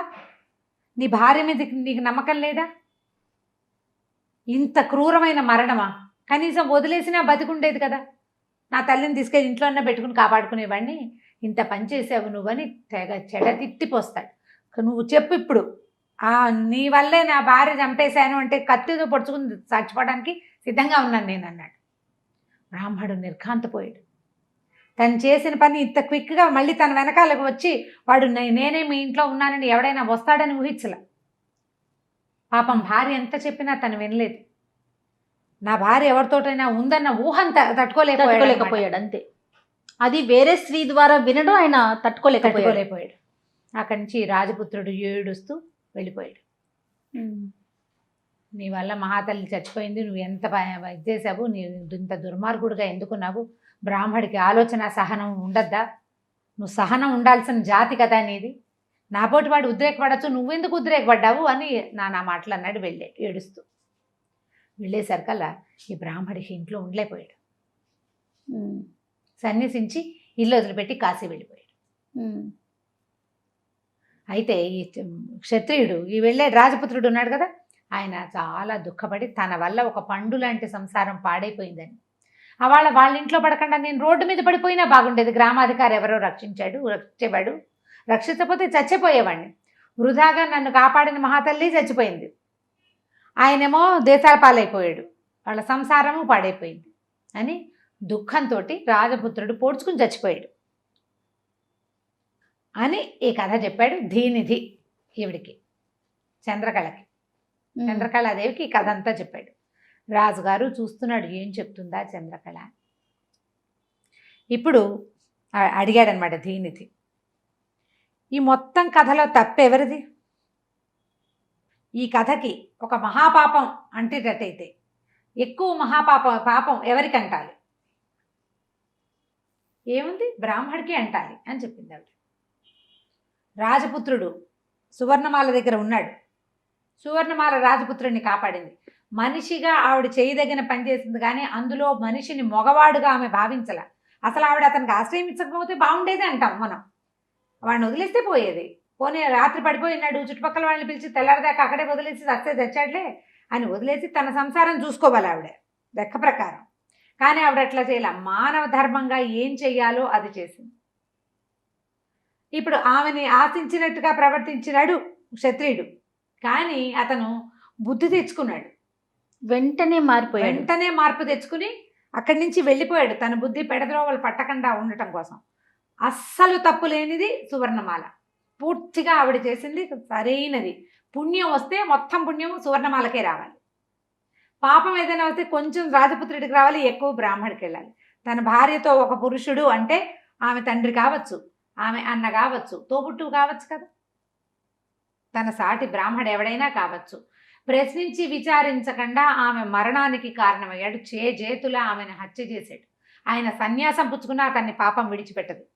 కాశీలో ఉన్నా సరే వృధాగా ఒక స్త్రీని హత్య చేసిన పాపం, భార్యని అవమానించిన పాపం ఎప్పటికీ అతన్ని విడిచిపెట్టదు. నరకానికి అంటూ వెళ్లాల్సి వస్తే బ్రాహ్మడే వెళ్తాడు, కానీ సువర్ణమాల ఏనాడో స్వర్గానికి వెళ్ళిపోయింది. రాజపుత్రుడు కూడా తన జాతికి సరైన పని చేశాడు. అతను పొడుచు చచ్చిపోయాడు, అతనికి వీరమరణం వచ్చింది. తన వల్ల జరిగిన ఒక తప్పుకి ప్రాయశ్చిత్తంగా మరణించిన రాజపుత్రుడు కూడా స్వర్గానికే వెళ్తాడు. ఈ బ్రాహ్మడు మాత్రం వాడికి రౌరవాది నరకాలు తప్పవు. వాడు సన్యాసం పుచ్చుకో, కాశీలోకి వెళ్ళు, వైకుంఠానికి వెళ్ళినా సరే వాడికి పాపం తప్పదు. రాజుగారు హతాశుడైపోయాడు. ఎక్కడ తొట్టుపడదే ఈవిడ, ఏమనాలి? ఆడదిగా సహజంగా ఆవిడ ఏమనొచ్చు? మామూలుగా మనకి ఎందుకు వచ్చింది? అనవసరంగా పరాయి మగాడిని ఇంట్లో తెచ్చుకుంది ఆవిడ, ఈ కొంపంతకు పాడు చేసుకుంది కదా. గబుక్కుని మనమైనా అట్లా అంటాం కదా. కానీ ఆవిడ అలా ఎంత శాస్త్ర ప్రకారం విడదీసి కరెక్ట్గా చెప్పిందంటే రాజుగారు అనుకున్నాడు, ఈవిడ నాకు దొరకదిహా, ఈ దీనిది అన్ని దిక్కుమాల ప్రశ్నలే, పిచ్చి కథలే చెప్తున్నాడు. ఏ ప్రశ్న చెప్పినా, ఏ కొత్త చెప్పి ఏ క్వశ్చన్ అడిగినా ఆవిడ చిటుకుమని చక్కగా ఇన్ షేప్ కత్తిరించేస్తోంది. ఆవిడ షేప్ గీసిన దాని మీద కత్తిరించడం సులువు, కట్ చేసేస్తోంది. సరే ఇంకేం చేస్తాడు? బిక్కమొహం వేసుకుని చూస్తున్నాడు. ఆవిడ లేచి వెళ్ళి నవ్వు మొహం పెట్టుకుని రాజుగారిని చూసుకుంటూ వెళ్ళిపోయింది లోపలికి. దీనిది కేసు చూశాడు దిగులుగా రాజు. ఏంట్రా నాయనా అని. పర్వాలేదు, నువ్వు కంగారు పడకు, చాలా సమయం ఉంది. దీనిదికి ఒక పాయింట్ ఏమర్థమైందంటే, ఆవిడ కథ చెప్పేవాడి వైపు చూస్తోంది కానీ ఆవిడ దృష్టి అంతా రాజు మీద ఉంది. కళ్ళు చెవులు ఇక్కడ ఉన్నాయి, ఆవిడ దృష్టి ఆయన మీద ఉంటుంది, మనసు దృష్టి అటు ఉంటుంది. తర్వాత రెండోది, ఆయన సౌందర్యం ఎలాంటిది? రాజు మహాద్భుతంగా ఉంటాడని చెప్పాము. ఆయన రూపం కళ్ళు తిప్పుకొనివ్వదు ఆడవాళ్ళని. ఆవిడ రావటం కూడా ఉత్సాహంగా వస్తుంది కథ వినటానికి. వీడి పని అవగొట్టేస్తాను, వీడిని ఎగరగొట్టేస్తాను లాంటి ధోరణి లేదు. ఏం చెప్తాడో విందామని, అబ్బో రాజుగారు వచ్చాడు, ఈయన దగ్గర కూర్చుందామని చూస్తోంది ఆవిడ. దీనిది అది కనిపెట్టాడు. 3వ రోజుకే తెలిసిపోయింది అతనికి ఆవిడ ఆసక్తిగా ఉంది ఈయన పట్ల అని. ఇదంతా రేపొద్దున మన ప్లస్సే కాబోతుంది. ఎలాంటిది? ఆవిడ తెలివితేటలు బయటపడుతున్నాయి. రేపు మన రాజ్యానికి వచ్చే ఆవిడ ఒట్టి నాగకన్యే కాదు, మహాద్భుతమైన చేముషి సంపద ఉన్నదనమాట. తెలివితేటలు ఉన్న ఆవిడే వస్తుంది మనకి. రాజుగారిని లైన్లో పెట్టగలదనమాట, రాజ్యాన్ని కూడా లైన్లో పెడుతుందని రాజుని లేవదీశాడు. పదనైనా బసకెళ్ళి పడుకుందాం, ఏమైనా తినేసి అని తీసుకెళ్ళాడు. రాజుగారు పాపం ఆ పటం చూసుకుంటూ ఎప్పుడో ఉసూరుమంటూ పడుకున్నాడు. దీనిది మాత్రం శుభ్రంగా నిద్రపోయాడు. ఏం పర్వాలేదు, ఆయన ధైర్యంగానే ఉంది. చెప్తే చెప్పింది కానీ ఈయన వదలదు అని అనిపించడం మొదలుపెట్టింది అనమాట. సరే ఇలా ఆ రోజు రాత్రి తెల్లవారింది.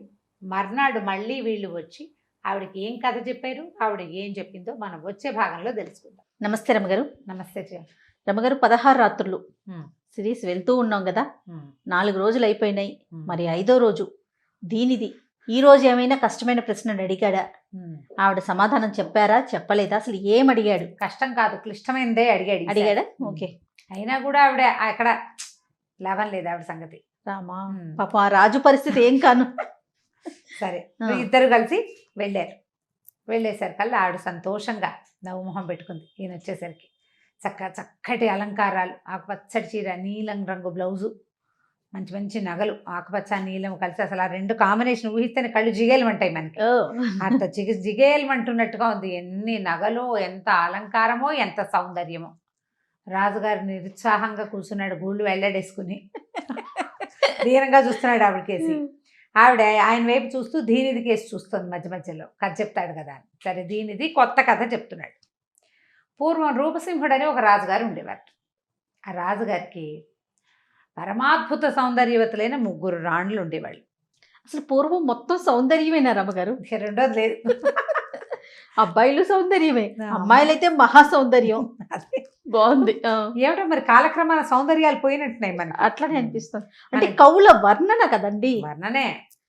అయితే ఈ మహాద్భుత సౌందర్యవతులు రాజుగారు పొద్దుటిపూటంతా ఆయన రకరకాల రాజవ్యవహారాల్లో ఉన్నా కూడా సాయంకాలం అయ్యేసరికి 3 రాణులతోటి ఆయన ఎప్పుడు మేడ మీద లేకపోతే ఉద్యానవనంలో 3 ఆయనతో పాటే ఉండేవాళ్ళు.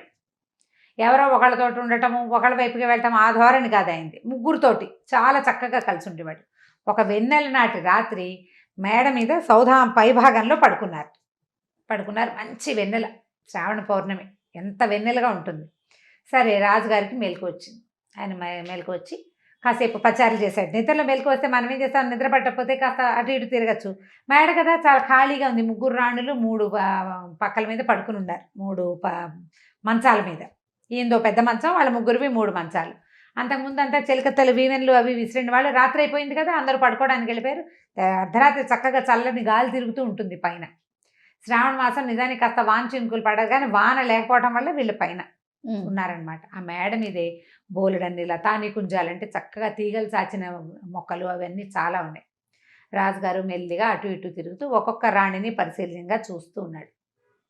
ఏ రాణికి ఆ రాణి చంద్రబింబాలు లాంటి ముఖాలు, కళ్ళు మూసుకుంటే కలువరెక్కలు మూసుకున్నట్టుగా కళ్ళు, సంపెంగల్ లాంటి ముక్కు, ఎంత చక్కటి పెదిమలో, ఎంత చక్కటి చెంపలో చంద్రుడి నీడ చంద్రుడు కనపడుతున్నాడు ఆ చెంపల్లో, అంత అందంగా ఉన్నారు. ముగ్గురికేసి చూశాడు. వీళ్ళు ముగ్గురులో ఎవరు అందగత్తె అనిపించింది ఆయనకి. ముగ్గురులో బాగా అందగత్తె ఎవరో, ఈవిడ చూస్తే ఈవిడ చాలా బాగుంది అనిపిస్తుంది, ఆవిడ చూస్తే ఆవిడ ఇంకా బాగుంది అనిపిస్తుంది, ఆవిడ చాలా బాగుంది, మూడో ఆవిడ మరీ బాగుంది. ముగ్గురులో ఎవరు ది బెస్ట్ బ్యూటీ తెలియలేదు ఆయనకి. నిద్రపట్ల ఇంకా మార్చి చూశాడు. పడుకుని ఏమనుకున్నాడంటే, ఇంత పరమాద్భుత సౌందర్యవతులు మన భార్యలు కదా, అందరికంటే అద్భుత సౌందర్యవత ఏదో దాన్ని నెత్తిని పెట్టుకోవాలని ఉంది ఆయనకి, ఆ ఒక్క ఆవిడ్ని. అది కుదిరేలాగా లేదు, తెలియటల్లా ఆయనకి. సరే మర్నాడు పొద్దున మంత్రి గారు వచ్చాడు పొద్దున్నే. ఆయన కొంచెం మంత్రిగాడు మనకు మళ్ళీ కొంచెం తెలివైన వాడు అనమాట. మంత్రి గారు గట్టివాడు. సరే ఈయన రాజుగారు అన్నాడు, మహామంత్రి, ఏదైనా ఒక వస్తువు 3 ఒకేలా ఉన్నాయనుకోండి, వాటిలో అందమైంది మంచిది ఎలా తెలుసుకోవాలండి అన్నాడు. ఏముందండి, వాడక విధానాన్ని బట్టి తెలుసుకోవాలన్నాడు మంత్రి. ఏదైనా 3 తీపి పదార్థాలు, వాటిలలో ఏది మంచిదో ఏది బాగుందో ఎలా తెలుసుకోవడం అంటే నాలుకని బట్టేనండి అన్నాడు. అదేమిటండి మరి నాకు తెలియట్లేదు, ముగ్గురు రాణుల్లో ఎవరందగత్తో నాకు అర్థం కావట్లేదు అన్నాడు. మంత్రి గారు గతుక్కమన్నాడు. ఓ నాయన, సమాధానం చెప్తే కొంప మునిగిపోతుంది. ఈయన ఏమన్నాడు, అదో పెద్ద సమస్య ఏమిటి రా మహాప్రభు, ముగ్గురు రాణులు అందగత్తలే, ముగ్గురు మీకు అనురూపమైన వాళ్ళు, మీతో చాలా ప్రేమగా ఉంటారు, వాళ్ళల్లో వాళ్ళు కొట్టుకోరు, బంగారు తల్లులు పాపం, పోనీ కొట్టుకోవటం లేదు, మీకు బాగుంది, ఉంచుకోండి, ఎందుకు వచ్చిన ప్రశ్న, అనవసరమైంది కదా. మామూలుగా చూడండి, అన్నం తిన్నాక ఒక రకం స్వీటు తిందామనిపిస్తుంది, స్వీటు, అదే స్వీటు అన్నానికి ముందు తింటే అన్నం పోతుంది. ఓ స్వీటు సాయంకాలం వేళ తింటే బాగుంటుంది, ఇంకో స్వీటు రాత్రి వేళ తింటే బాగుంటుంది. 3 మనకి ఇష్టమే. మన ముగ్గురు రాణులు కూడా అంతే, వాళ్ళు ముగ్గురు అందమైన వాళ్ళు. మీరు ఎవరితోటి ఏ రోజుకి మీకు వాళ్ళతో గడపాలనిపిస్తే ఆ రోజు మీరు వాళ్ళతో గడపండి హాయిగా సంతోషంగా, మిగిలిన వాళ్ళిద్దరు ఏమనరు, సరిసమానంగా చూసుకోండి మహాప్రభు, ఎందుకు వచ్చిన ఈ సమస్య అంటే ఒప్పుకోలే రాజు. ఆయనకి అదొక పెద్ద బృహత్తర కార్యక్రమం లాగా ఎట్లా వీళ్ళలో అందగత్తె ఎవరో కనుక్కోవటం.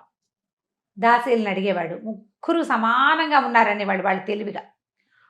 కొంతమందికి ఒక్కొక్కళ్ళు నచ్చుతారు, నచ్చిన చెప్పటల్లా ఎవ్వరూ చెప్పల, ఎందుకంటే అనవసరమైన మాటని ఎవ్వరూ చెప్పలేదు. చెప్పకపోయేసరికల్లా సరే ఏమైంది, ఈ రాజుగారు రోజు అదొక ప్రోగ్రాం కింద మంత్రిని అడిగేవాడు, ఎలా తెలుసుకోవాలి, నువ్వు తెలివైన వాడివి, నువ్వే కదా నా బ్రెయిన్వి, నువ్వు కదా చెప్పాలి.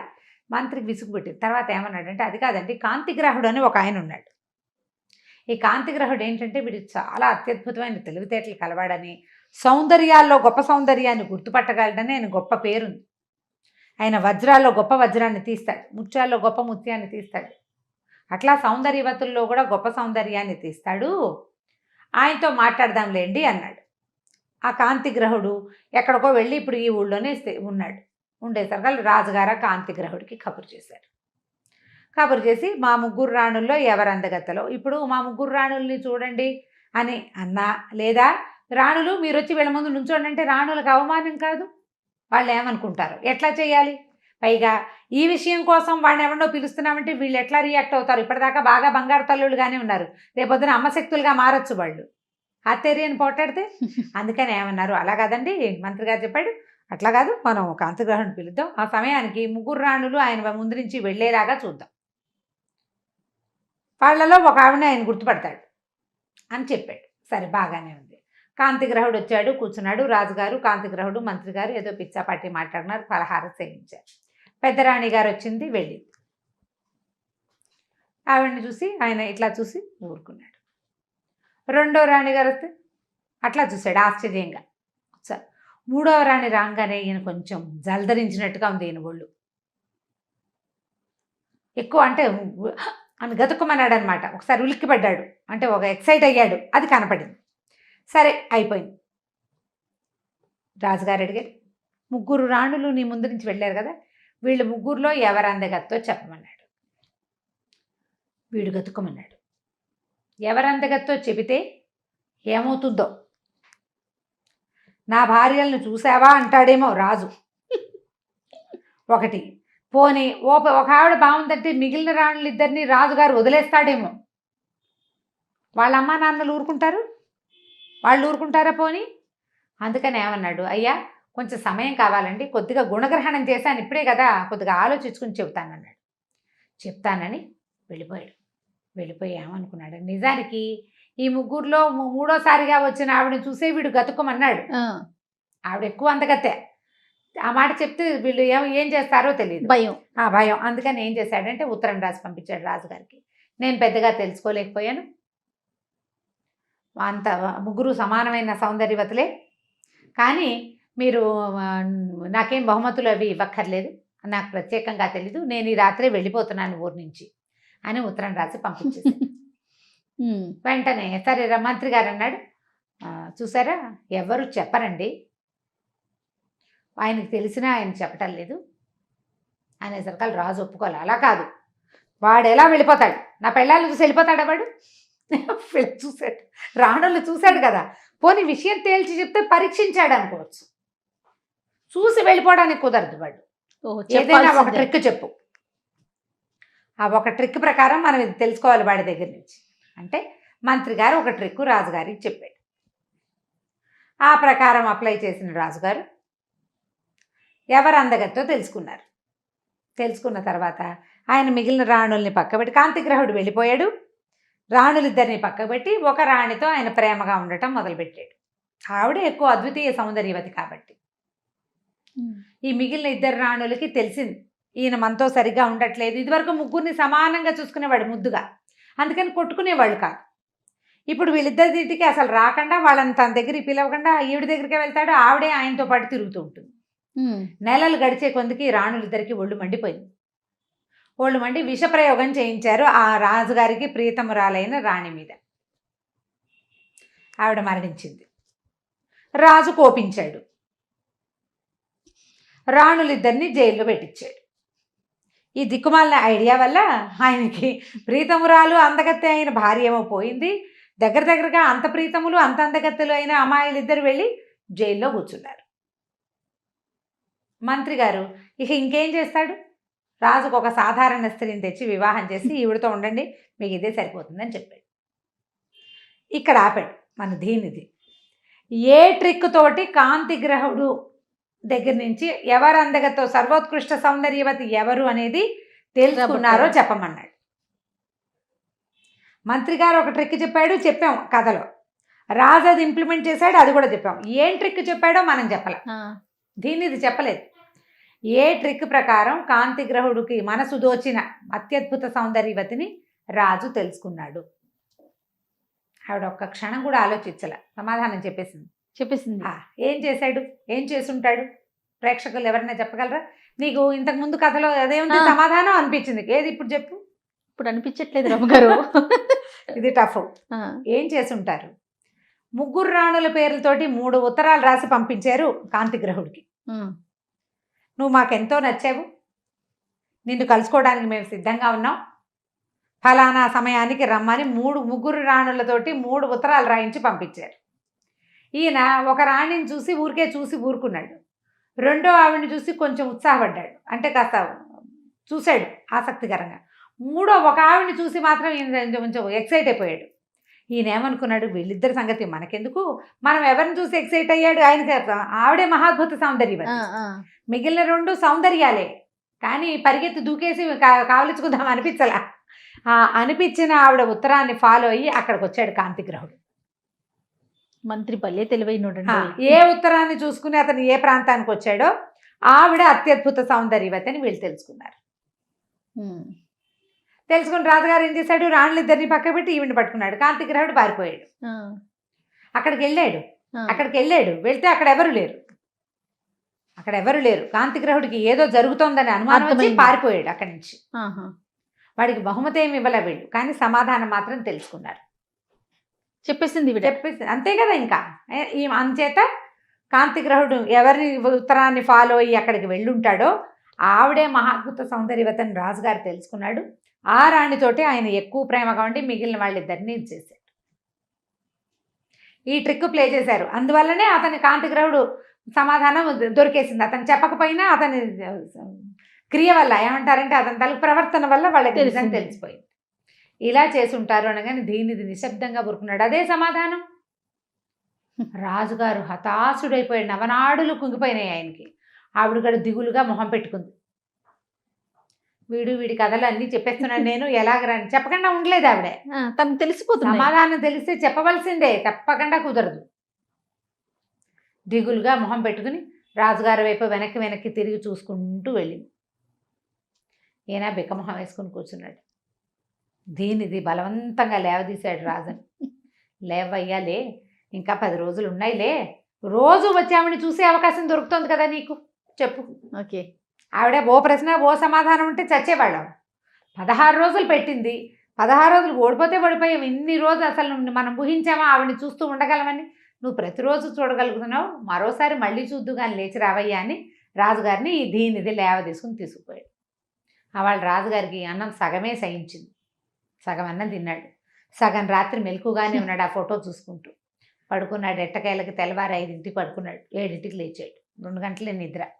పాప నిద్ర మొహంతో అలాగే ఉన్నాడు. మెల్లిగా వ్యాహ్యాలు అవి ఇవి తిరిగారు. సాయంకాలం కోసం వేచి ఉన్నాడు. వచ్చే కదా మనం రేపటి మరోసారి భాగంలో చెప్పుకుందాం. నమస్తే రమగారు. నమస్తే జయ. రమగారు, మనము 16 రాత్రులు ఈ సిరీస్ చెప్పుకుంటూ ఉన్నాము. 5 రాత్రులు 6వ రాత్రిలోకి వచ్చారు. దీనిది అడిగిన ప్రతి ప్రశ్నకి, ప్రతి స్టోరీకి ఆవిడ ఆన్సర్ చెప్పేస్తున్నారు ఠకామని. ఇప్పుడు ఏం చెప్తాడో చూడాలి. సరే, మర్నాడు పొద్దున్న లేచారు, అటు ఇటు తిరిగారు, కాలక్షేపం చేశారు, ఆలోచించుకున్నారు. రాత్రంతా పెద్దగా నిద్ర లేదుగా. ఆయన అక్కడ ఇక్కడ తోటలో కూర్చుని కురుపాట్లు పడుతూ ఆవిడ గురించి కలలు గంటూ ఎటగొట్ట గడిపాడు పాపం. సాయంకాలం వీళ్ళు వెళ్ళేసరికి ఆవిడ చక్కగా తయారై కూర్చుంది, రెడీగా. సమాధానం చెప్పడానికి కాదు, కథ వినటానికి కాదు, రాజును చూడడానికి కూర్చుని ఉంది. సరే, వీళ్ళు వెళ్ళేసరికి రాజును చూసేసరికి సమాధానం కోసం అంటే కథ వినటానికి కూర్చుంది. కానీ ఆయన చూడగానే నెట్టూర్చింది. ఆనంగానే రాజు పాపం బాధ వచ్చేసింది. ఆయనకి చాలా దిగులు పుట్టింది. ఏం చేయాలో తెలియలే. బతిమలాడుతున్నట్టుగా చూశాడు. దీనిదిని బాబు సరిగ్గా చెప్పరా ఏదో ఒకటి. దీనిదో నమస్కారం పెట్టాడు చంద్రకళాదేవికి. అమ్మ, పూర్వం ఒక ఊళ్ళో ఒక పచ్చి తిరుగుబోతు వాడు ఒకడు ఉండేవాడు. జులాయి వాడు బంగు తాగేసేవాడు, ఆటకాయితనంగా తిరిగేవాడు. అమ్మా నాన్న ఎవరూ లేరు. వాడు ఏం చేసేవాడంటే ఎప్పుడు దొంగ సాధువు వేషాలు వేసుకునేవాడు. ఎట్లా, మెళ్ళలో రకరకాల పూసల దండలు వేసేవాడు, జుట్టు ఒకటి చక్కగా ముడేసి ఆ ముడికి కూడా ఏదో పూసల దండలు చుట్టేవాడు. తర్వాత చేతిలో ఒక ఎముకను పట్టుకుని తిరిగేవాడు. వాడేదో సాధువు అని, బాబా అని రకరకాలు అనమాట. సాధువు మీద ఆసక్తి ఉన్న వాళ్ళకేమో వీడి ఆరెంజ్ కలర్ కాషాయ వస్త్రాలు, తర్వాత ఈ పూసలు పేర్లు అవి. ఒకవేళ బాబా ఏమో అనుకునే వాళ్ళకి అవి ఆ ఎముక. అట్లా కొన్నిసార్లు ఇట్లా ఉండి జనాలు ఏదో మోసం చేస్తూ చిన్నగా అక్కడో పావులా ఇక్కడో అర్థా సంపాదించుకునేవాడు. మోసం చేయటమే వాడి వృత్తి. ఈ వేషం కూడా మోసమే, వాడికి ఏవో భావాలు లేవు. అయితే ఏమైంది, ఒకనాడు ఈ వేషం వేసుకుని వాడు ఒక ఉద్యానవనం వైపుకి నడుస్తున్నాడు.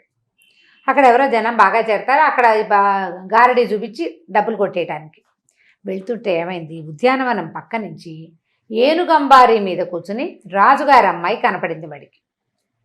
ఆ రోజుల్లో ఏదో కొంచెం ఘోష పాటించేవాళ్ళు, కానీ పెద్ద ఘోష లేదు. రాజకుమార్తెను అందరూ చూసేవాళ్ళు. వీడి కిందకి ఇట్లా కూర్చుని పైకి చూస్తున్నాడు. చూస్తుంటే ఎంత అందంగా ఉందో రాజకుమారి. ఈ అందాన్ని పొందని జీవితం వృధా అనిపించింది వాడికి. నా బతికేమిటి, నేనెవడిని, నాకున్న కెపాసిటీ ఏమిటి, అసలు నేనేమిటి, ఈవిడెవరు, ఆ ఊహ రాల. ఎలాగైనా ఈ సౌందర్య నిధిలాగా ఉన్న ఆ అమ్మాయిని దక్కించేసుకోవాలి. ఏం చేద్దాం అని బాగా ఆలోచించి, సాధు సంతులు ఆ ఊళ్ళో కొంచెం మర్యాద ఇస్తారు జనాలు. అందుకని వీడు ఏం చేశాడంటే, రాజభవనానికి ఎదురుగుండా ఉన్న ఒక చెట్టుకి గబిలంలాగా కాళ్ళు చెట్టుకు వేసి కిందకి వెళ్ళాడడం మొదలుపెట్టాడు. వాడు ముందు టకుటమార విద్యలు చాలా ఉన్నాయి వాడి దగ్గర. చిన్నప్పటి నుంచి మోసాలు చేస్తూనే పెరిగాడు కదా. కాళ్ళు 2 చెట్టు కొమ్మకేసాడు. బస్కీలు తీసేటప్పుడు అప్పుడు వేళ్లాడుతుంటారు కదా, ఎక్సర్సైజింగ్ బార్ల మీద కనపడతారు. చేతులు బాడీ కిందకు వదిలేశాడు, కాళ్ళతోటి పట్టుకుని వేళ్లాడుతున్నాడు గబ్బిలంలాగా. జనాలంతా చూసి ఆయన ఏదో బాబా అనుకున్నారు. వచ్చిన వాళ్ళంతా దండం పెట్టేవాళ్ళు, ఏదో తిండి పదార్థాలు పెట్టేవాళ్ళు. రోజులు గడిచినాయి. రోజంతా ఇలాగే ఉండేవాడు. రాజుగారికి కూడా ఆయన చెవిన పడింది. ఎవరో మహానుభావుడు అనుకున్నాడు ఆయన. మరి అయితే రోజంతా ఎవరు అదే వెళ్ళాడతారు? కదా. కాషాయ వస్త్రాలు, మెళ్ళో ఉన్నాయి ఇవి, ఆ కిందనేమో ఒక కమండలమో దండమో ఎముక ఓ సంచి ఏమిటో ఉన్నాయి సామాన్లు. దాంతో ఈయన వీడు బాబా గారుగా తలకిందులు బాబా గారుగా చలామణి అవుతున్నాడు. అయితే ఏమైంది, ఒకనాడు ఈ రాజకుమార్తె ఎక్కడికో వెళ్ళడానికి కోటలోంచి బయటకు వచ్చింది. భవనం ఎదురుగుండా ఉన్న ఈ కాళ్ళు పైకేసి కిందకి శరీరం ఉన్నవాడిని చూసేసరికల్లా పిచ్చి నవ్వు వచ్చింది అమ్మాయికి. పక్క పక్క పక్క పక్క పక్క నవ్వేసింది. ఎంత నవ్విందో, వెనక్కి తిరిగి చూస్తూ చూస్తూ నవ్వింది. ఈవిడ పేరు హసన్ముఖి, యువరాణి పేరు. ఓహో. నవ్వుతూ ఉండే మొహము, ఆవిడ పేరు కూడా హసన్ముఖే. ఇక విపరీతంగా నవ్వేసరికల్లా ఉలిక్కిపడ్డాడు. గబగబా దిగేశాడు, చెట్టు దిగి రాజుగారి దగ్గరికి వెళ్ళాడు. మీ అమ్మాయి నన్ను చూసి నవ్వింది, నా తాలూకు ధ్యానం భంగం అయిపోయింది, శపించగలను తెలుసా అని బెదిరించాడు. రాజుగారు తెల్లబడి, ఇదేంటి ఇన్ని రోజులుగా వేళ్లాడుతున్న మనిషి గబగబా దిగి నా దగ్గరకు వచ్చాడంటే వీడికి నిజంగానే కోపం వచ్చింది. బాబు మా శపించద్దు అంటే ఎందుకు శపించకూడదు? 20 ఏళ్ల పాటు ఈ ఊళ్ళో నీళ్లు రాకూడదు, వర్షం రాకూడదని శపించగలను తెలుసా నేను నా తపశక్తితో అన్నాడు. రాజు ఇంకా భయపడ్డాడు. మా అమ్మాయిని క్షమించండి, ఒక్కసారికి మన్నించండి, మా పిల్లని నేను కట్టడి చేసుకుంటాను, దయచేసి శాపాలు గుయిపాలు పెట్టద్దు ప్లీజ్ ప్లీజ్ అని బాగా బతిమలాడాడు. సరే అని విశ్వేసా వెళ్ళిపోయాడు. మళ్ళీ పోయి యథాప్రకారం చెట్టుకేసి వెళ్ళాడుతున్నాడు. రాజుగారు కూతురు చెప్పాడు, అమ్మాయి అట్లా నవ్వకూడదు, ఆయన ఎవరో స్వాములారు. అమ్మాయి అంది, స్వాములారు అయితే కూర్చుని తపస్సు చేయాలి కానీ చెట్టుకు వెళ్ళాడుతున్నాడు ఎందుకు నానంటే, ఒక్కడిది ఒక్కో తపస్సు ఉంటుందమ్మా, అలా నవ్వకూడదు తప్పన్నాడు. సరే 4 రోజులు గడిచాయి. ఆ ఊళ్ళో ఏవో చిన్న పొన్న ఉత్సవాలు జరుగుతున్నాయి. వీడు మాత్రం ఈ దొంగస్వామి ఉత్సవాల దగ్గరికి వెళ్తాడు, ఇక్కడే వెళ్ళాడుతున్నాడు. వాడికి కావాల్సింది రాజకుమార్తె. ఉత్సవాల కోసం బయలుదేరింది అమ్మడు. మళ్ళీ ఆ తలకిందులుగా ఉన్నవాడిని చూసేసరికి పకాల్మని నవ్వొచ్చు. మళ్ళీ నవ్వింది, పక్క నవ్వేసరికల్లా దిగేశాడు. దిగేసి ఏంటమ్మాయిని అడుగుతావు అని అమ్మాయిని కసిరేశాడు. మళ్ళీ రాజు దగ్గరికి వెళ్ళాడు. రాజుతో చెప్పాడు, నీ కూతురు నన్ను చాలా ఇబ్బంది పెడుతోంది, ఇది 2వసారి అని గట్టిగా చెప్పాడు. శపించేస్తానన్నాడు. ఈసారి అమ్మాయిని కూడా శపిస్తానన్నాడు. అనేసరికి మళ్ళీ బతిమలాడు రాజుగారు. వద్దండి ప్లీజ్ అండి, మీకు ఏవి కావాలంటే అవి చేయిస్తాను, మీరు తల కిందగా వెళ్ళేటప్పుడు వింజామర్లో అవి తెప్పించి వీయించడానికి కూడా మనుషుల్ని పంపిస్తానన్నాడు. మరి బతిమలాడాలి ఏదో రకంగా. సరే వెళ్ళిపోయాడు. మళ్ళీ 3వసారి ఆ అమ్మాయి బయట నుంచి వస్తుండగా అతని మీద దృష్టి పడింది. ఇక ఆవిడ నవ్వి రాజభవన్లోకి వెళ్తూ కూడా నవ్వుతూనే వెళ్ళింది లోపలికి. ఆగల ఈసారి మీ పిల్లని శపించాల్సిందేనన్నాడు. హాసపిశాచం అని ఒక పిశాచం ఉంటుంది, అది అట్లా నవ్వుతుంటుంది, ఆ పిశాచం పట్టింది మీ అమ్మాయికి, దాన్ని వదిలిస్తాను నేను అన్నాడు. అనేసరికి ఇప్పుడు ఏం చేస్తాడు? లేకపోతే పిశాచాన్ని వదిలించాలా? 20 ఏళ్ళు పెట్టి తపస్సు, 20 ఏళ్ల పాటు మీ ఊళ్ళో నీళ్లు వానపడకుండా శపించమన్నావా అనేసరికి, ఎలాగో నేను శపిస్తే ఎలాగో ఉంది, శాపం రెడీగా ఉంది, ఇదే అదే అనేసరికి ఈయనన్నాడు, సరే మా అమ్మాయి హాసపిశాచమే వదిలించండి అన్నాడు. ఈ హసన్ముఖికి హాసపిశాచం వదిలించడానికి ఏర్పాట్లయ్యాక ఈయన ఏమన్నాడు, మేమిద్దరమే ఉండాలి ఏకాంతంగా, భవనంలో ఎవరు ఉండకూడదంటే రాజుగారికి హడలు పుట్టింది. బోరు నాయనో ఏమిటో ఏదేదో కంపునికే వ్యవహారంలాగా ఉందని ఆయన కొంచెం భయపడ్డాడు. కానీ ఏం భయపడద్దు, 4 అడుగులు దూరం నుంచే నేను దయ్యాన్ని వదలగొడతాను, రాజకుమార్తె దగ్గరికి వెళ్ళను, 4 అడుగులు దూరంగా ఉంటానన్నాడు. సరే రాజుగారు అందుకు ఒప్పుకున్నాడు. యువరాణిని హసన్ముఖిని ఒక భవనంలో ప్రవేశపెట్టారు. మన సన్యాసి గారిని కూడా అందులోకి తీసుకుపోయాక అందరూ వెళ్ళిపోయారు. ఈ అమ్మాయి ఏం చేసింది, ఏమిటో వీడి దొంగెత్తుగా ఉంది, ఆయన కోపం వస్తే మా నాన్న దగ్గరకు వచ్చి బెదిరించడం ఎందుకు, వెంటనే ఇమీడియట్గా శాపం ఇచ్చేవాడైతే, వీడి సంగతి ఏదో అనుమానంగా ఉందని ఏం చేసింది, కొంతమంది చెలికత్తెల్ని, మీరు వెళ్ళిపోవద్దు, వెనకాల దాక్కోండి, చప్పట్లు కొట్టంగానే వచ్చేయండి, నీ కేక పెట్టేసరికి వచ్చేసేయండి అని తండ్రికి తెలియకుండా కొంతమందిని పెట్టుకుంది. ఈ కొంతమంది కూడా చెలికత్తెలు అంటే ఏదో దీనిలాగా నాజూకు అమ్మాయిలు ఉండరు, అంతఃపుర రక్షణ వాళ్ళు, జమాజెట్టీలు ఉంటాయి మంచివి, వాళ్ళని వెనకాల పెట్టుకుంది అనమాట. సరే ఏమైంది, సభలో ఆ భవనంలో యువరాణి సన్యాసి ఇద్దరు నుంచున్నారు. కాసేపు ఏదో గొణిగాడు, ఓం అన్నాడు, అదన్నాడు ఇదన్నాడు, ఇవి చూస్తుంది, ఏమిటి చేస్తాడో చూద్దామని. అమ్మాయి కొంచెం దగ్గరికి రా, చెవిలో చెప్తానన్నాడు. అనేసరికల్లా ఎందుకు కాదు, నేను రానంటే నువ్వు రాకపోతే నేనే వస్తానన్నాడు అని చెప్పి దగ్గరకు వచ్చాడు. చూస్తుంది ఏం చేస్తాడా అని. ఇంకా కొంచెం దగ్గరకు వచ్చాక సడన్గా 2 చేతులు పుచ్చుకుని ఇట్లా దగ్గరికి లాక్కుపోయాడు. వెంటనే ఇప్పుడు ఎవరక్కడ అని కేకలు పెట్టింది. పెట్టంగానే మొత్తం వెనకాల దాక్కున్నారుగా 10 మంది వచ్చేసారు. అందులో ఒకళ్ళిద్దరే కొంచెం నాజుకు అమ్మాయిలు, ఈవిడ లాంటి వాళ్ళు, ఈవిడ చెలికత్తెలు, మిగిలిన వాళ్ళంతా కాపల వాళ్ళు వచ్చి చావచిత కొట్టేశారు. వస్తువులు లేవు వాళ్ళ దగ్గర, ఏమి ఆయుధాలు లేవు, చేతులతోటి టపా టపా టపా కొట్టేసేసారు, చెంపలు వాయించేశారు, వీపు పగల కొట్టేశారు, శబ్దం రాకుండా. మనం పోలీస్ దెబ్బలు అదే అదే కొట్టారు. కొట్టిన తర్వాత యువరాణి బెదిరి, నువ్వు నన్ను శపిస్తావా? శపించేవాడివి అయితే ఎప్పుడో శపించేవాడివి, నోరు మూసుకుని వెళ్ళు. మళ్ళీ వెనక్కి తిరిగి చూసిన సభాభవనం చుట్టుపక్కల, రాజభవనం చుట్టుపక్కల కనపడిన తాట ఒలిపించేస్తాను. ఈ ఒక్కసారికి మా నాన్నగారి మీద మర్యాదతోటి ఆయన నిన్ను లోపల ప్రవేశపెట్టాడు కాబట్టి వదిలిపెడుతున్నా. నోరెత్తకుండా వెళ్ళిపోవాలి ఇక్కడి నుంచి అని చెప్పింది. చిలకత్తనంతా ఎవరి దారిని వాళ్ళు తప్పుకున్నారు. యువరాణి ఒక్కతే నుంచుంది, కామ్గా నిలబడింది. ఈ బయటకు వెళ్తున్నవాడు హి అని నడుచుకుంటూ నవ్వుకుంటూ వెళ్ళాడు. ఈ బయట ఉన్న భటులు వాళ్ళు ఆశ్చర్యపోయారు, ఏమిటి నవ్వుతున్నాడు సడన్గా అని. ఇక ఎంత నవ్వో, హాహాహా హిహిహి అంటాడు, హుహు అంటాడు. నవ్వుకుంటూ వెళ్తుంటే మధ్యలో రాజుగారు కనపడ్డారు. అయ్యా పని బాగైంది, మీ అమ్మాయి మీద ఉన్న హాస పిశాచాన్ని నా మీదకి ఆవహించుకున్నాను, ఈ పిశాచాన్ని అడవిలో తీసుకెళ్ళి వదిలిపెడతాను, తర్వాత ఇప్పుడు మీకు కనిపిస్తాను, శుభం భూయాత్తని వెళ్ళిపోయాడు. బయటికి వెళ్ళిపోయాక ఇప్పుడు ఇతను అడిగాడు ధీనిధి చంద్రకళని, దెబ్బలు తిన్నవాడు నవ్వుకుంటూ ఎందుకు వెళ్ళాడు? ఎందుకు నవ్వుతున్నాడు?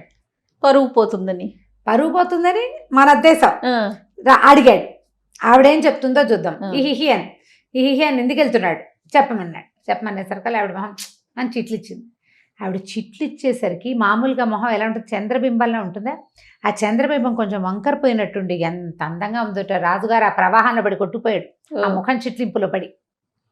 మొహం చిట్లించి ఇది ఒక ప్రశ్నేనా అన్నట్టు చెప్పి అనుకుంటుందన్నమాట. ఆవిడ ఏం చెప్పిందంటే, వాడికి ఇంకో దారి ఇది, యువరాణి నన్ను కొట్టిందని వాళ్ళు కొట్టారని చెప్పుకోలేడు. ఒకవేళ అలాంటిది ఏదైనా జరిగితే రాజు వదిలిపెడతాడా? రాజు వదిలిపెట్టాడు. అందుకని ఆమెకు హాస పిశాచం వదలకొడతానని చెప్పిన మాటను పెట్టుకుని వాడికి ఏం కావాలి? తన శక్తి మీద అంచనా లేదు, అవగాహన లేదు, రాజకుమార్తె కావాలి. దానికోసం ఏదో ఒక పిచ్చి ప్రయత్నం చేశాడు, దొరికాడు. ఇప్పుడు దాన్ని ఏ కామెంట్ చేసినా, ఏం కామ్గా నిశ్శబ్దంగా వెళ్ళిపోయినా, అవమాన భారంతో తలదించుకున్నా తెలిసిపోతుంది. ఇంకోలా ఏదైనా చేస్తే రాజకుమార్తె వెనకాల నుంచి ఏ బాణాలు వేయిస్తుందో తెలియదు. అందుకని నవ్వుతూ నటించుకుంటూ వెళ్ళాడు. మామూలుగా సాహసవంతులు ఏం చేస్తారు, ఏదైనా ఒక పని మొదలు పెడితే చివరిదాకా నిలబడతారు. ఇలాంటి వాళ్ళు ఉన్నారు కదా, ట్రై చేస్తారు, అయితే అవుతుంది, లేకపోతే లేదు. వాడికి ప్రాణం ఉండాలి, ప్రధానమైంది అంతే. అందుకని ప్రాణాలు దక్కించుకోవటం కోసం ఈకిలించుకుంటూ వెళ్ళాడు వాడు. కానీ సాహసవంతుడైతే ఏం చేస్తాడు, ఏ పని కోసం మొదలు పెట్టాడో, దేనికోసం ఇంత దూరం వచ్చాడో అది అయ్యేదాకా గట్టిగా పట్టుకుని ఉంటాడు అని చెప్పి లేచి వెళ్ళిపోతూ రాజుగారి వైపు సాభిప్రాయంగా చూసుకుంటూ వెళ్ళిపోయింది. ఆవిడ హింట్ ఏమిటి, రాజుకు చెప్తోంది, చివరి దాకా వేచి ఉండు, నువ్వు మధ్యలోనే నీరసం వచ్చి విరహవేదంతో విసిగిపోయి పారిపోవద్దు, తప్పించుకోవద్దు. రాజుగారు వికమహం వేసుకుని కూర్చున్నాడు. ఏరా నాయన, 6వ రోజు కూడా అయిపోయింది, కథ బ్రహ్మాండంగా చెప్పావు. ఆవిడేమో సింపుల్గా సమాధానం చెప్పుకుని పోయింది. రాజుకు బుర్ర పనిచేయటల్లా, ఈ కథలో ఏమీ లేదు, అంత చెప్పలేని వ్యవహారం లేదనిపించట్లా ఆయనకి. ఆవిడ చెప్పేస్తుందని భయంగా ఉంది. బుర్రకు అసలు కథ ఎక్కటం లేదు. ఆవిడ నోట్లోంచి వచ్చిన మాటలు ఒకటే ఎక్కుతున్నాయి. కానీ ఆవిడ సాభిప్రాయంగా చూసింది ఒకటి, రెండోది ఆ మొహం చిట్లు ఇచ్చింది. అబ్బా ఏం సౌందర్యం రా నాయన, ఇంత సౌందర్యవంతంగా ఉంది అనుకుంటూ మెల్లిగా లేచి బయలుదేరారు. రాజుకి ఈవిడేం చెప్పిందంటే, చివరి దాకా ఉండాలి, 16వ రోజు దాకా నువ్వు ప్రాణాలు ఒగ్గబట్టుకో. మొదలుపెట్టాం, మన వల్ల కావట్లేదు. కొంతమంది అలా కూడా వెళ్ళిపోయారు. అవును, ఈవిడ చెప్పేస్తుంటే కొంతమంది పారిపోయారు మధ్యలోనే. చివరి దాకా ఉంటే ఏం చేస్తుందోనని, వెళ్ళిపోవద్దని హింట్ అనమాట. నువ్వు వెళ్ళకు, రోజు రా వీడితో పాటు, నన్ను వచ్చి నాకు కనపడమని చెప్తోంది.